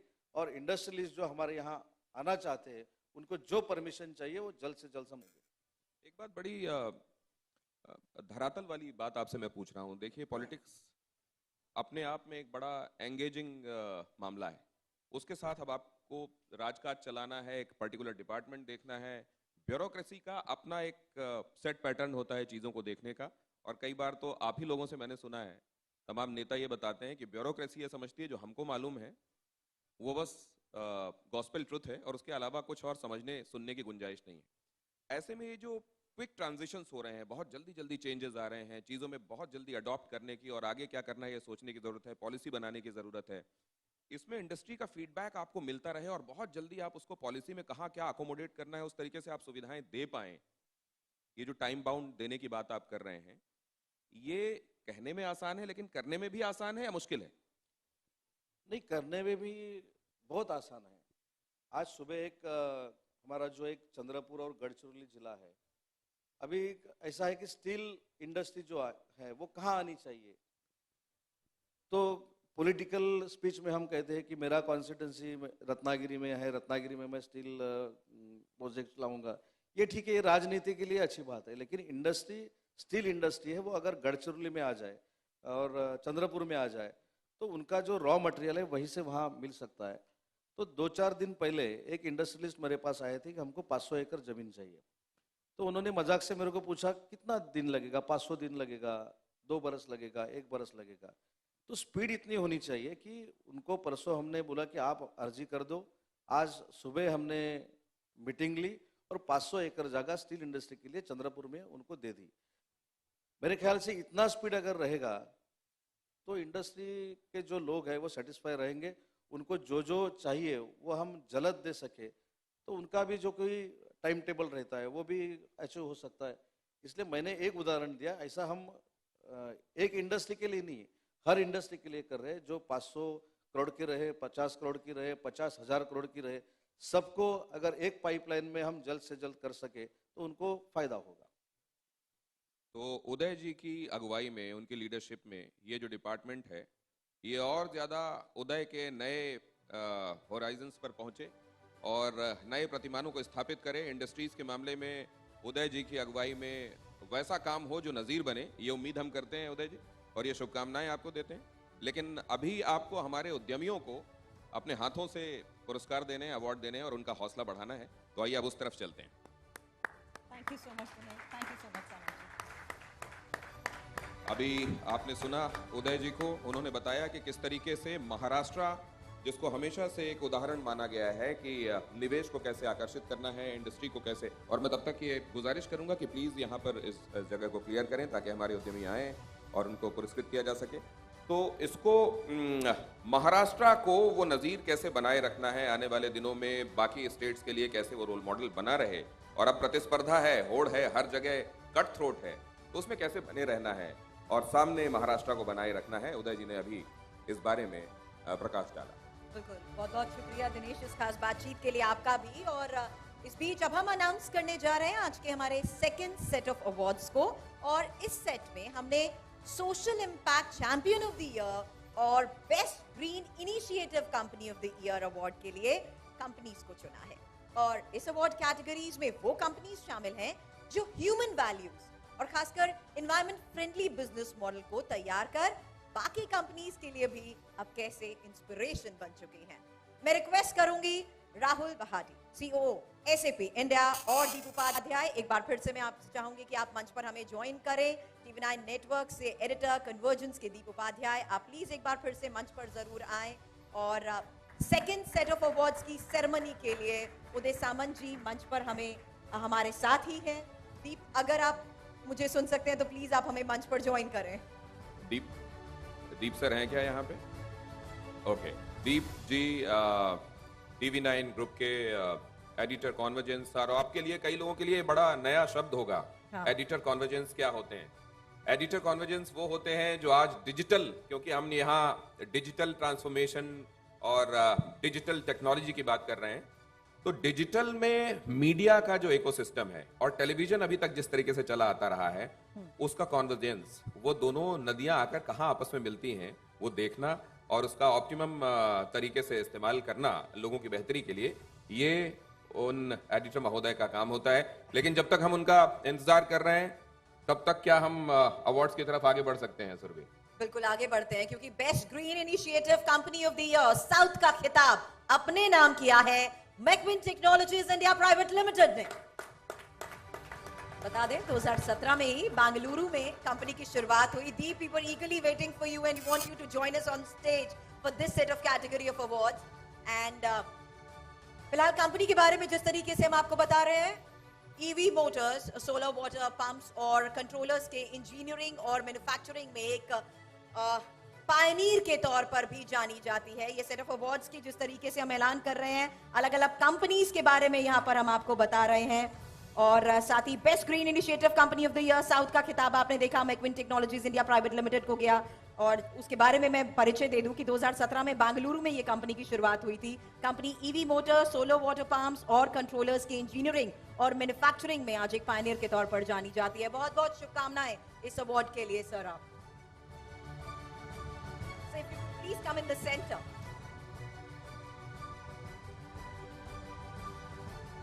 ताल बिगड़े।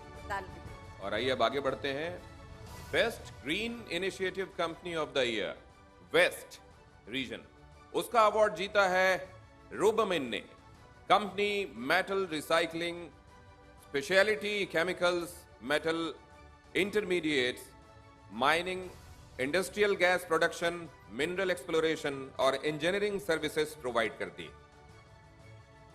और best green initiative company of the year का ये खास अवार्ड दिया जा रहा है. Round of applause please. Rubamin की तरफ से बहुत बहुत स्वागत है आपका.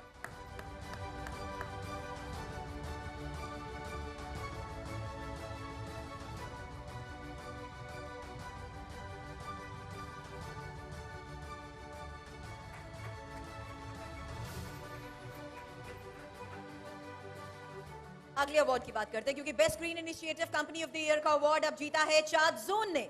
अपने कस्टमर्स को 100% इलेक्ट्रिक और सस्टेनेबल साथ ही रिलायबल अर्बन मोबिलिटी सॉल्यूशंस ये कंपनी देती है और कंपनी कस्टमर्स की टाइम वैल्यू को भी बखूबी समझती भी है.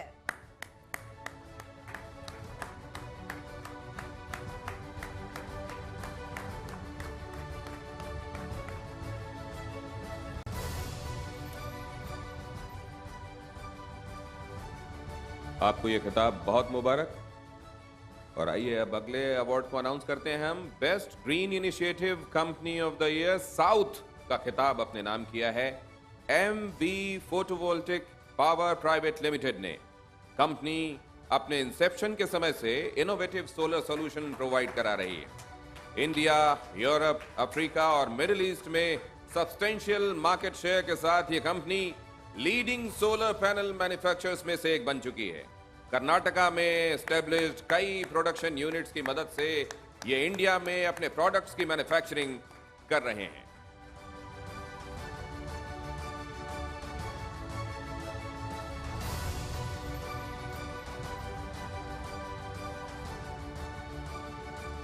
Congratulations. अब best green initiative company of the year east का अवार्ड जीता है Vikram solar. World class technology और इनोवेशन के जरिए ये company reliable solar solutions provide कर रही है और आधुनिक सोच के जरिए ही कंपनी लोगों के बीच क्लाइमेट चेंज और सोलर इंडस्ट्री को लेकर जागरूकता भी बढ़ा रही है.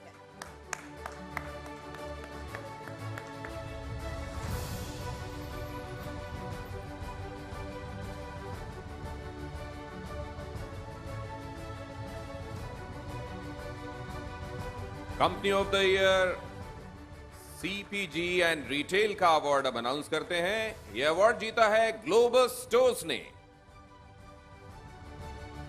Company of the year award का खिताब अपने नाम किया है इमेजिन मार्केटिंग लिमिटेड ने. ये एक बार फिर से मैं घोषित कर दूं, बोर्ड के संदर्भ में आपने सुना कि यह कंपनी इस वक्त भारत के टॉप ऑडियो और वेयरेबल ब्रांड्स में से एक है.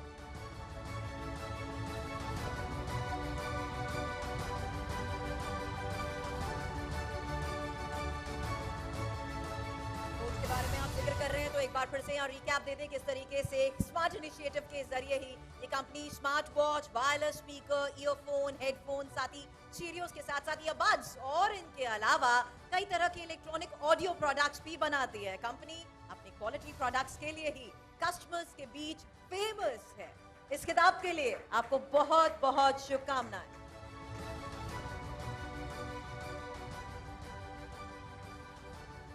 और इसी के साथ मंत्री महोदय का मैं बेहद आभार व्यक्त करता हूं कि उन्होंने अपने कीमती वक्त में से ये वक्त हमारे साथ साझा किया और हमारे उद्यमियों का हौसला बढ़ाया. बहुत धन्यवाद.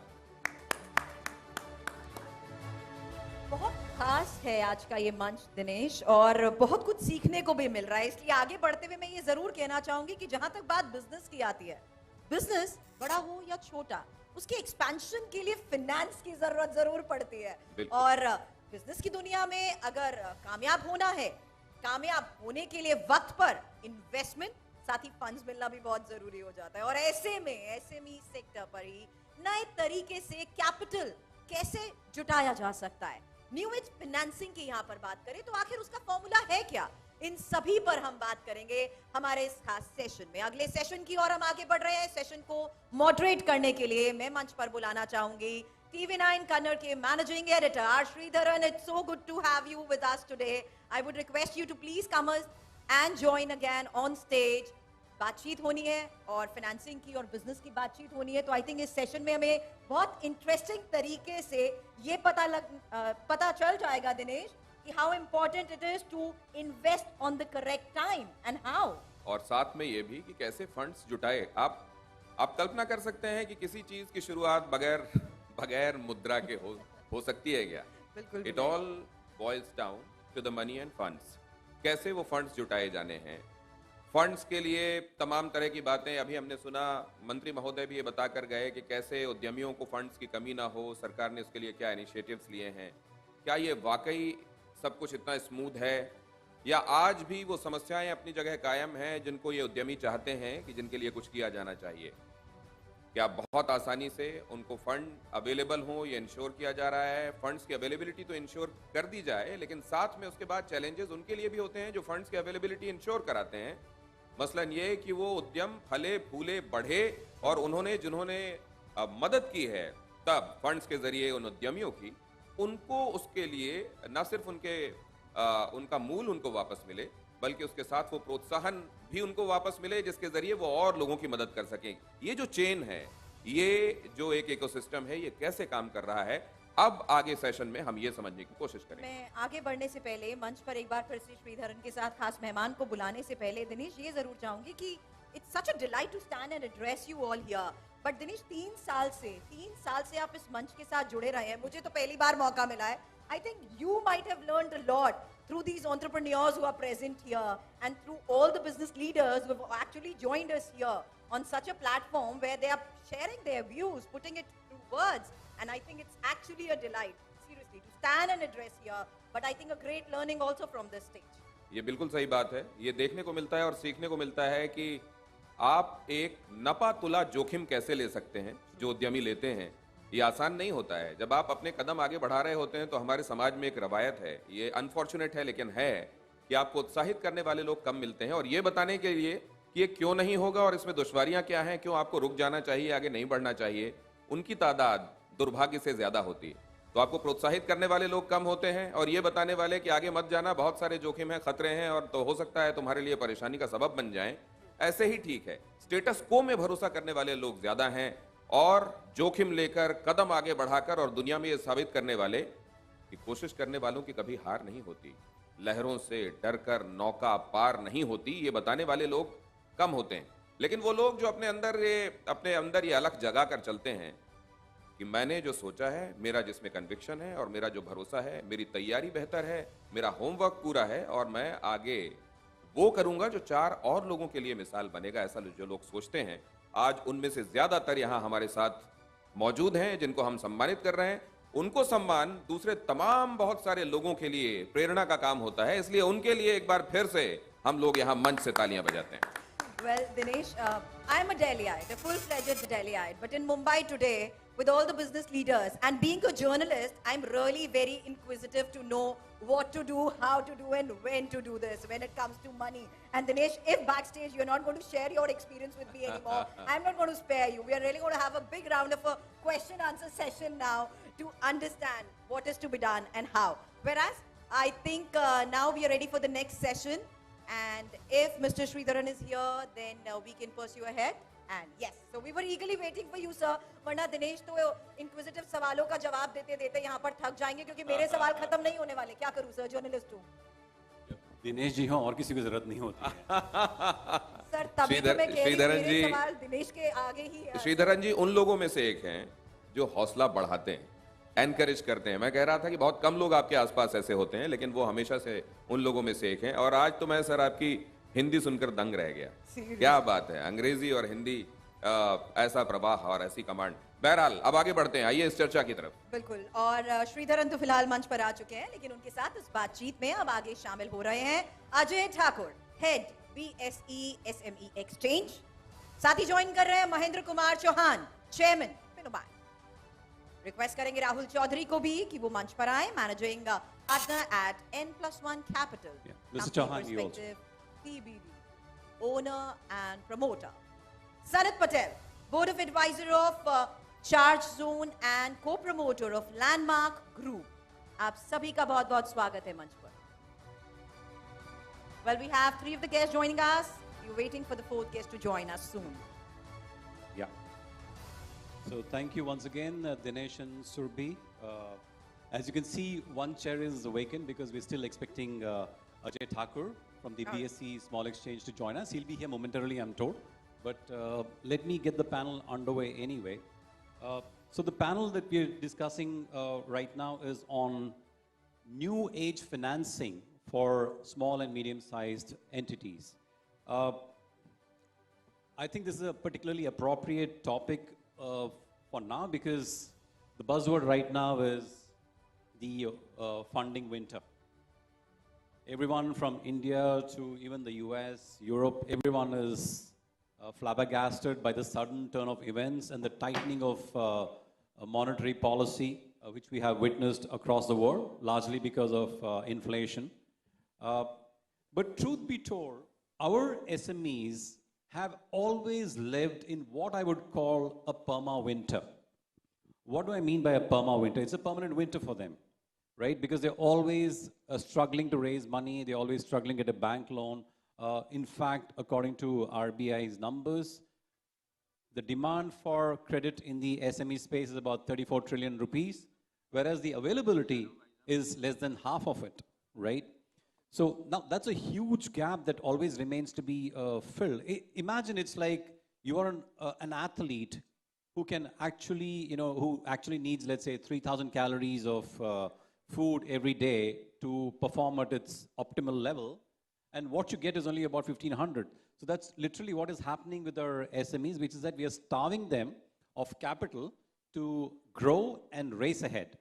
So now we have a wonderful panel. We have people from hardcore financial background. Rahul, there's Mr. Chauhan, Sanit, who's a promoter. He'll bring that perspective.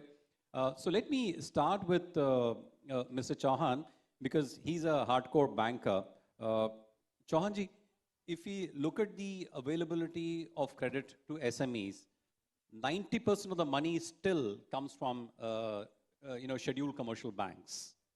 Yet, the sad part is the banks have not been very innovative in terms of coming up with new products which can help SMEs raise money. So why do you think banks are reluctant to innovate in terms of new products and make it easier for our SMEs to raise money? Thank you, Shridhar. First of all, thank you TV9 for inviting me, and congratulations to all the award winners who just received the awards. Before I answer your question, Mr. Sridharan, I must come to the basic topic itself. So the topic is raising money in new ways. And I think as we talk today, COP27 is happening in Egypt. And one of the new ways of becoming a sustainable business is reducing your carbon footprints and becoming a not only environment friendly, but also socially responsible organization. And therefore, my message to all the SME people who are here present and who are listening to this channel is that there's a myth that to be profitable, if you go sustainability path, you may not be profitable. But today it is possible to be sustainable and to be profitable. So I think if the SMEs work on making themselves just two little things. One is reduce your all negative footprints in terms of carbon footprints and social footprints, and expand your positive footprints. So that's one message I'd like to give. Now, this is not only their responsibility, because SMEs, not only in India but worldwide, are the backbone of the entire economy. Absolutely.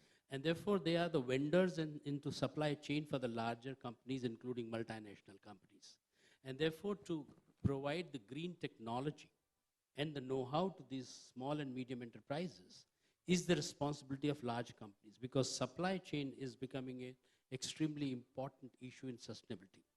Because I advise IFC World Bank Group and other companies on ESG, these three golden words which have become now environmental, social, and governance. Almost all investors and regulators today and civil society members are asking these questions, including these two hardcore investors who are sitting nearby me, and including Mr. Thakur, who is from the SME exchange. So that's the initial part. So why are banks slow to innovate? That was my question to Yes. you. Yeah. So the answer is quite a few banks have innovated, yes, but a large number of them need to do it. And they have innovated through digitalization. I hate to say this, but one single largest advantage that we got during COVID period was that there was a great push for digital. And therefore, MeitY, which is Ministry of technology, they announced, and I happen to be till recently the founding chairman of Fino Payment Bank, HDFC Bank, ICICI Bank, Axis Bank, and Fino Payment Bank were given the award for the best digitalized bank. So these are a handful of banks who have become digital, have taken banking to the doorstep of people for SMEs. They have innovated the products and all. But a large number of banks, you're right, need to work on this. Right. So Rahul, you sit on the other side of the table in some sense. I want to probe a little bit on the lack of innovation. Is it perception of risk with SME as a category, or is it lack of access to information which then allows you to weigh that risk, which keeps new products or access to credit for SMEs limited? Yeah, so I think, for me, firstly, I'm a great believer in the SME space. This word lack of information or access to information, I don't want to make this political, but since the last two governments have been here, information is very easily accessible. That is for a fact. We only lend money when we have GST data. We will not lend money to anybody. It's very clear. And it's the most easily accessible data. Second, I think the promoter quality. There is no question, yes, the newspapers have to print what they have to print. But in general, I think the quality of entrepreneurs is exceptional today. You look at what is coming out of the ecosystem. He's an entrepreneur. I've sold 2 businesses and then started a fund. Just the quality, maturity, understanding of where capital should come at what point of time. So I actually believe banks have been very slow. The reason why we exist, we're the first fund in India that is created a revenue-based fund. It's a 750 crore fund. We have deployed that money in the market already. We have already substantiated 42 entrepreneurs with about 400 odd crores of capital. We will churn about 100 entrepreneurs who will get about 10 to 20 crores.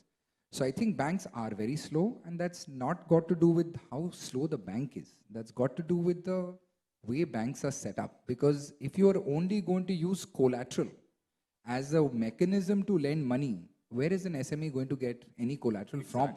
Exactly. And that's the key question. You have to change the mindset. So our security structures are not based on any kind of personal collateral. My background, I'm an army officer's kid. When I built my first business, I gave away 48% of equity in my first company. And I had no option, right? What would I do? But today I have a fund like ours or many other options available in the marketplace to raise money. But banks have been slow, and I think they're getting there. The new age banks, Kotak is doing a great job. I think ING has done a very good job in the emerging markets group. But not just SMEs. I think the whole elaborate marketplace of saying what is happening with, non-dilutive capital, and that's the key word.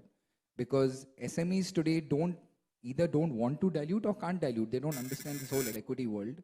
And so there are multiple options out there. And banks have been slow, but they'll get there. I think they'll get there. Yours is probably one of the newest forms of financing which has come. So we'll talk about that, and I want to go a little deeper into that. But I just want to start at some broader questions. So I'm going to ask Sanit this. Sanit, one of the complaints that one hears about bankers usually is that while they're giving you debt, they want returns like equity, the protection of debt, but the returns of equity. So have you faced that in your journey as an entrepreneur?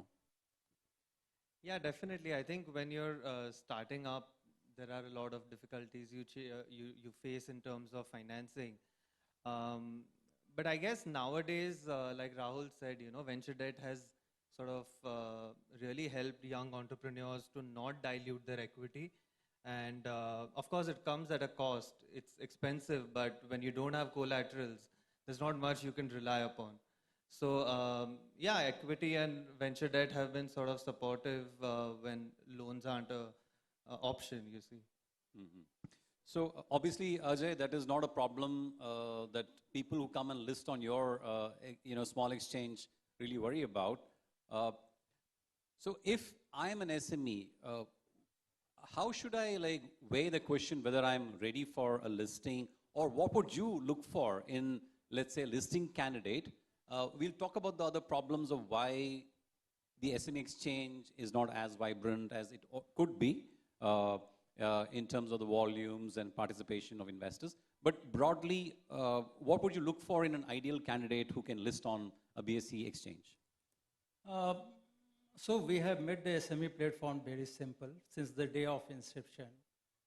What we say that any SME which is in existence for last 3 years with 1 year of operating profit in the preceding 3 years with net tangible asset of 1.5 crores and positive net worth can get listed on the SME platform of the stock exchange. We have seen last 10 years, we have seen company as small as having a turnover of 5 crores with a high turnover of 600 crores getting listed on the SME platform. But the basic question what arises is that, is the SME lack the skill sets? Of course not.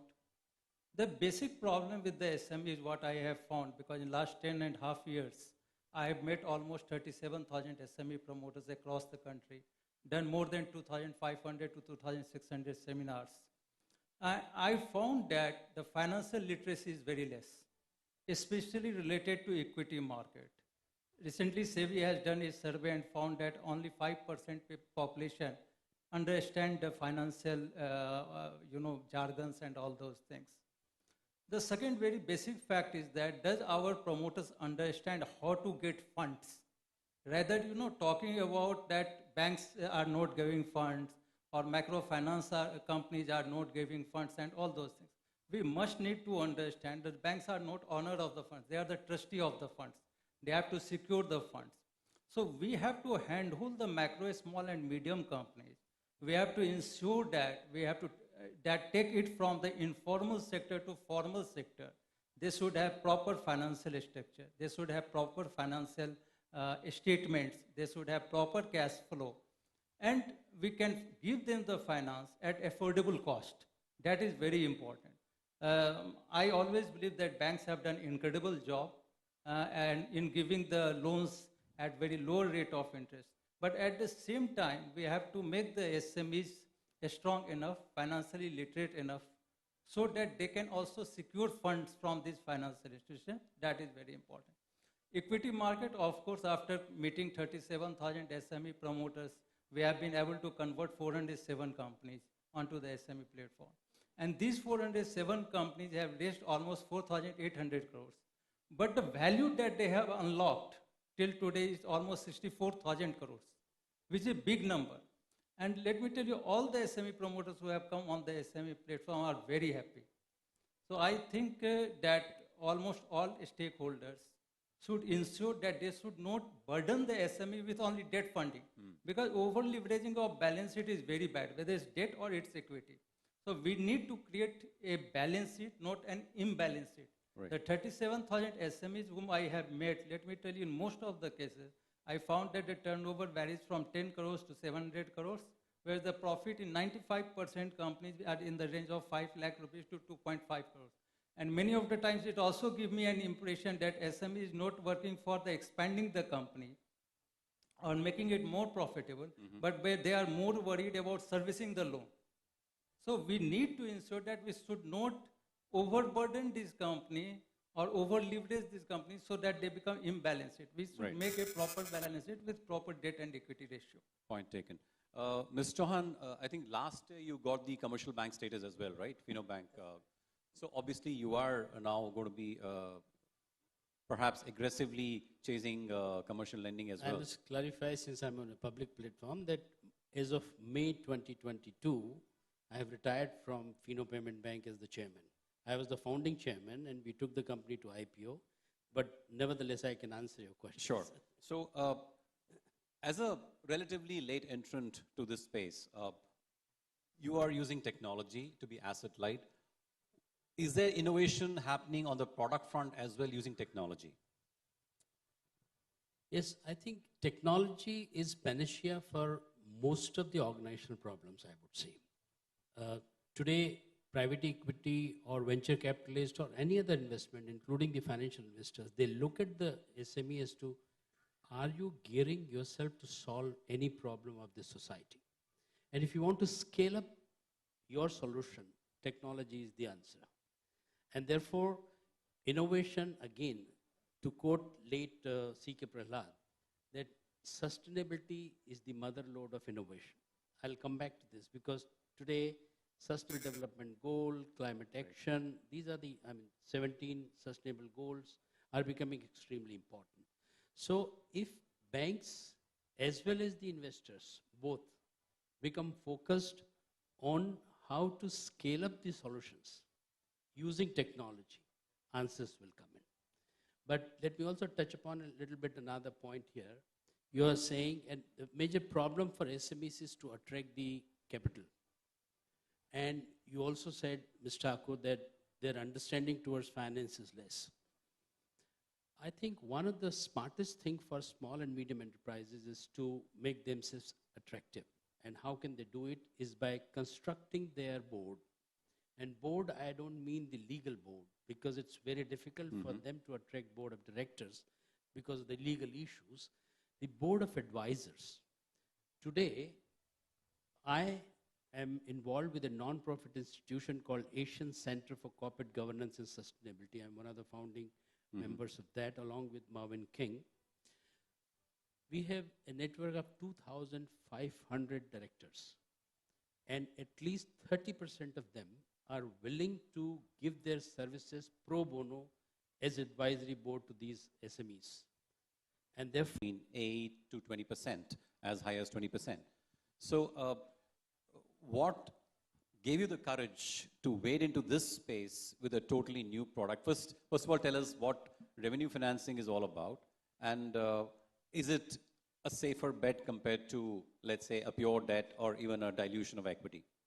Yeah, so I think, the world has understood equity as an asset class. The world has now understood venture debt as an asset class. They come in, give you a certain amount of money, fixed coupon, and a warrant structure. So it's not fully non-dilutive.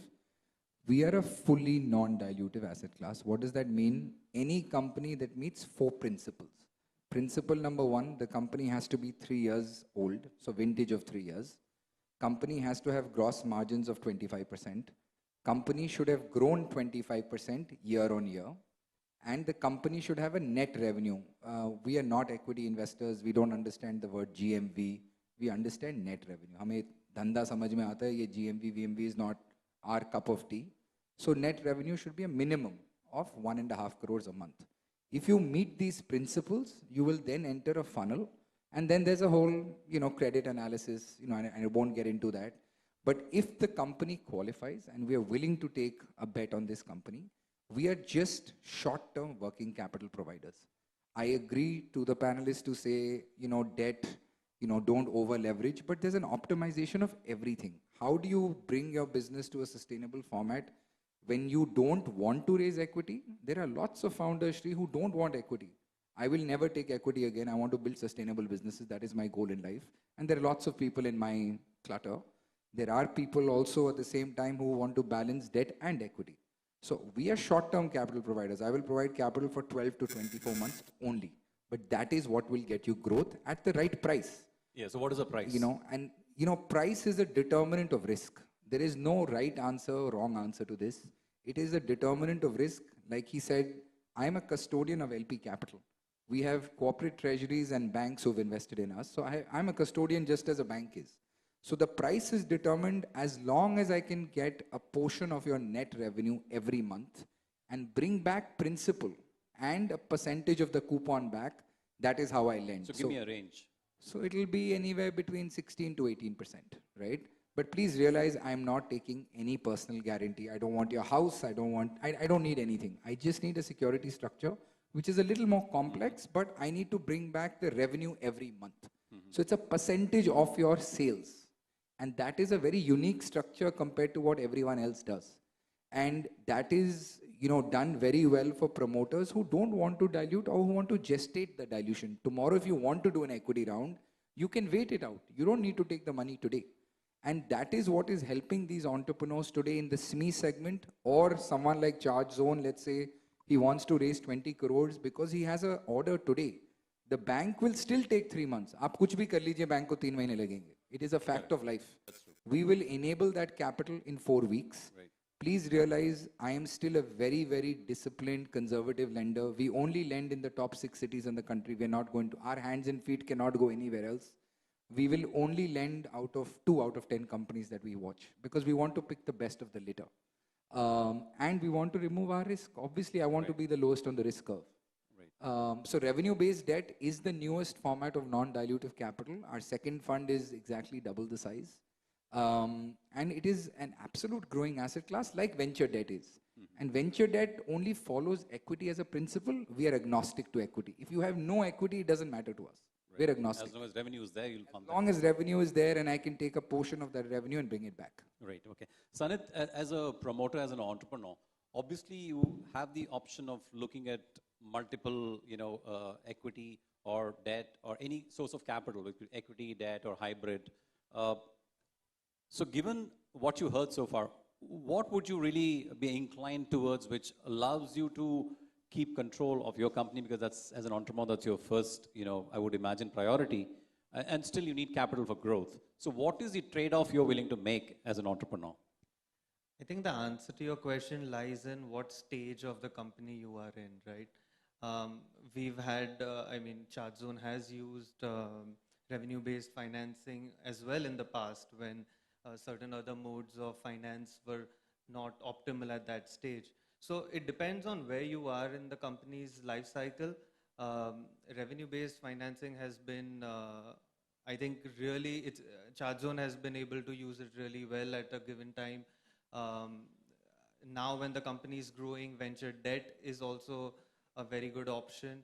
And I think equity dilution, it all comes with your unit economics and profitability, especially now in the given current economic situation, where investors are focusing more on profitability when finance is not easy. So I think if you have strong unit economics and you're raising a larger round, equity dilution is something that really helps. But for shorter given span of time, I think debt, in whether it's revenue based or venture debt, I think it helps also. Ajay, I'm sure a lot of SMEs which are here would probably fancy listing themselves one day. And they probably would also. But from an investor participation, I don't think there's a whole lot of excitement because illiquidity of some of these stocks remains a major problem if I'm an investor, right? I get into an SME stock and then I'm just stuck with it. There's no volume. There are no trades happening. How does BSE plan to address that, if at all? From day one, we were aware that this SME equity dilution and the volume will be a question mark there on the SME platform, because we have introduced the concept of lot size, and we don't want the retail investors to participate. We want the informed investors to participate. One thing I always tell from various platforms that, a stock market is the safest place for the promoters and riskiest place for the investors. So SME platform is, of course, is very risky because here you don't have the investors who are behind you and telling you that year on year you give me 15, 20 or 25% return. It's the risk that they are taking on your company. If you are performing better, if your profit is going up, they are not asking you to share the profit. They are ultimately making the returns on the capital appreciation that is happening. So that's why it's a very risky platform, and that's why we want that the retail investors should not participate. In fact, involved investors or the investors having deep pockets should invest in the capital market. As far as the liquidity question is concerned, we have already introduced the concept of market making. So market makers are there who provide two-way quotes. So if the buyer wants to buy the shares and there is no other investor to sell those shares, they can buy from the market maker. And at the same time, if they want to sell or take an exit, no one is there, then the market maker is there to buy those shares. So that mechanism is there. Not only that, we have also provided a graduation from SME platform to the main board of the stock exchange. So if you are listed on the SME platform for 2 years, and after that, if your market capitalization has crossed 25 crores and your post-issue paid-up capital has crossed 10 crores, then with 2/3 non-promoters approval, you can migrate to the main board where the liquidity starts increasing. So SME platform per se is a platform of wealth creation. It's not a trading platform. At no single point of time we have said that SME platform is a trading platform. It's like maturing the SME promoters. Therefore, we have reduced the compliances here in comparison to main board of the stock exchange. And slowly, we want the SME promoters to be more compliant, more transparent, more creditable, and so that larger investors start participating. That's an important point. And on that note, I want to ask Mr. Chauhan a question because the issue of delay, the turnaround time on loans came up in our discussion. So as a banker, what would you tell the SME promoters here? What should they be doing so that they can speed up the process at their end, which again, to my mind, would be, again, digitization, more use of technology, greater transparency. What would you tell them? I think most important thing is working capital management. The biggest issue with this SMEs is which is where they go, they are topsy-turvy or thrown out of the gear, is because their working capital management, there's a mismanagement. Not that it is intentionally mismanagement, but it's because of certain unawareness. Therefore, the finance management has to be very, very tightly controlled. Cash flows have to be very, very tightly controlled. So focus on that. If you don't have in-house capability to do that, hire consultants. They will pay for themselves. Don't think they are costly. And that's the mantra I can give it to them. See, one thing, let me also emphasize on this, that Reserve Bank of India has recently come out with a report whereby they have categorically said the listed SMEs have performed better than the unlisted companies. So you can understand what I am, focusing on. That unless until you take the help of both debt and equity, and let me tell you, when you are raising the equity funding, it can take care of both CapEx and OpEx.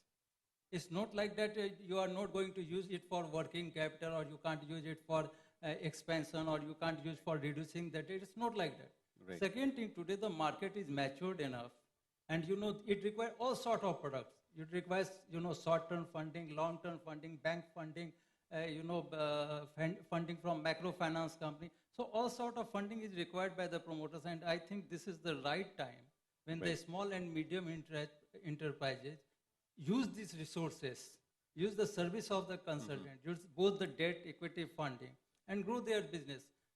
Remaining in the shallow or in the well is not going to serve any purpose. Right, okay. So I think the final question, Rahul, I want to ask you, SPAC or common pool companies, as they were known on, let's say the Canadian exchange, or SPAC as we call them in New York. Is there something like that possible for the SME space in India? Do you see that happening at some point?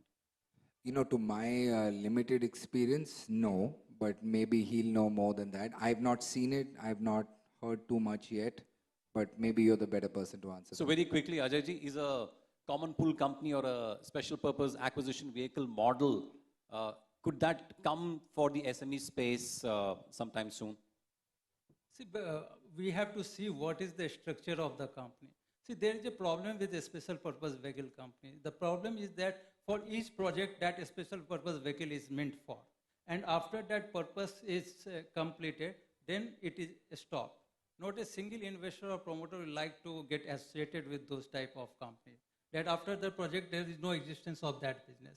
So yes, another thing can happen, that it can be a holding company on the top, and inside there will be various special purpose vehicle company, and that holding company can come with the IPO in the capital market. We have seen, Bajaj Holdings and there are few holding companies which are listed onto the exchange on the main board, and in fact, they have unlocked huge value for themselves. But see, just to your question, all the SPACs in Canada and the US, I'm sure you track it, you know what's going on. I don't think India needs that, and I'll say one thing, but there are some senior people who've been in this business longer than me. I think our regulators are just amazing people. Yes. SEBI and RBI, by far, Nowhere in the world do we have regulators like this. They beat you down to the last minute to get you to do your stuff. And that is commendable in our country. I agree with Absolutely that. commendable. Completely agree So I'll completely endorse what Rahul said. You know, our regulators are world class, and they may not be as vocal, but they're observing.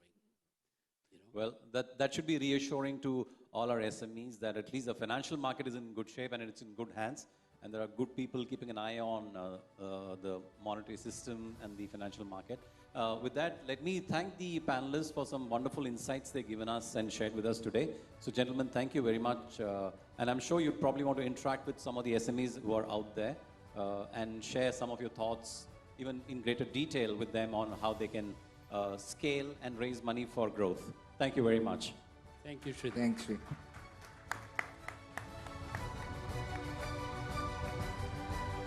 बेहद धन्यवाद आप सभी का। Funds कैसे जुटाए जाएं, ये $1 million सवाल होता है हर उस आदमी के सामने जो अपना कोई उद्यम शुरू करना चाहता है, और उसके लिए निश्चित रूप से ये बात प्रेरणा से सिर्फ काम नहीं चलता, इंस्पायर होना बहुत आवश्यक है, तभी आप कदम आगे बढ़ाते हैं। लेकिन साथ में पैसे कहां से आएंगे जब ये आप समझ जाते हैं तो आपकी दुश्वारी हल हो जाती है। बहुत धन्यवाद। और एक शब्द जो लगातार हम अपने आसपास सुन रहे हैं वो है सस्टेनेबल ग्रोथ। सस्टेनेबल ग्रोथ क्या है ये समझना बड़ा आवश्यक है। ये सुना तो सबने है, लेकिन होता कैसे है और इसके लिए क्या लगता है, ये बताने के लिए अब हमारे बीच में आ रहे हैं टेक महिंद्रा के chief sustainability officer Sandeep Chandna. जानेंगे कि कैसे उनकी कंपनी ग्रीन इनिशिएटिव के जरिए सस्टेनेबल डेवलपमेंट पर जोर दे रही है।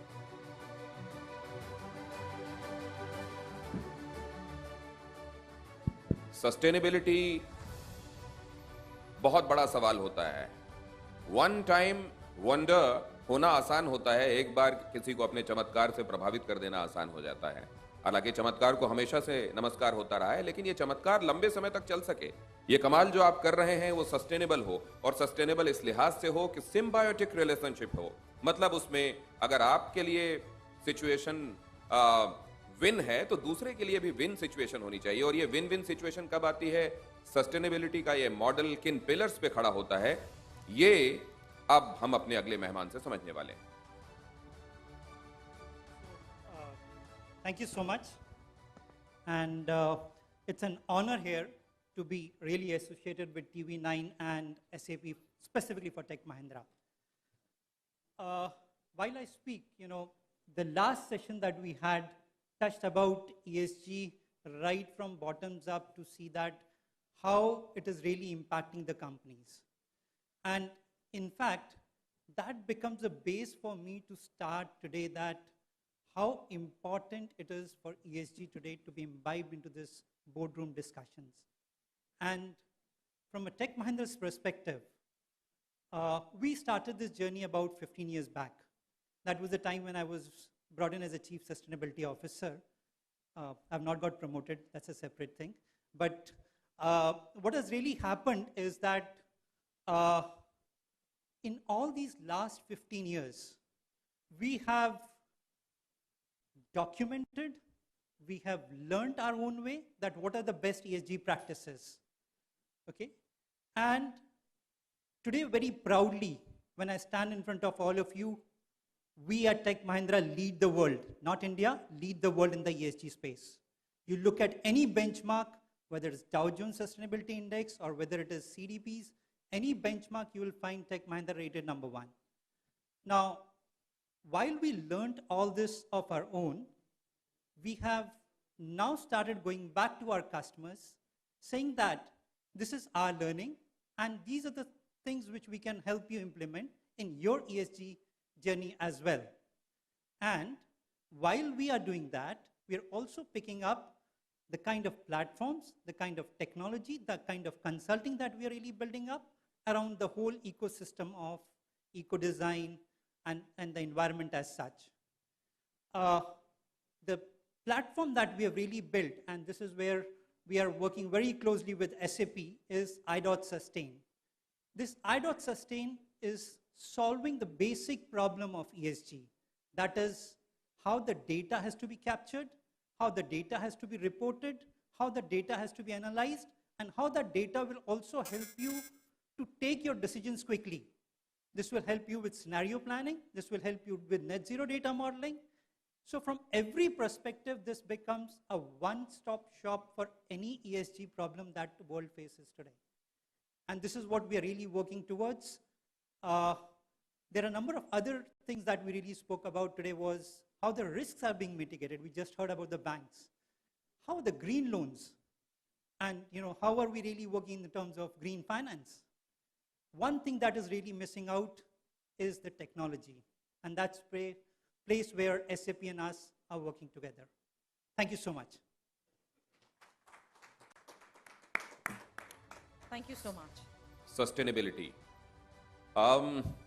सस्टेनेबिलिटी की बात जब आती है तो ये जीवन में बड़ा मुहाल है कई बार कि आप सस्टेन कैसे करेंगे. शादीशुदा लोगों से ये सीखा जा सकता है सस्टेन कैसे करना है.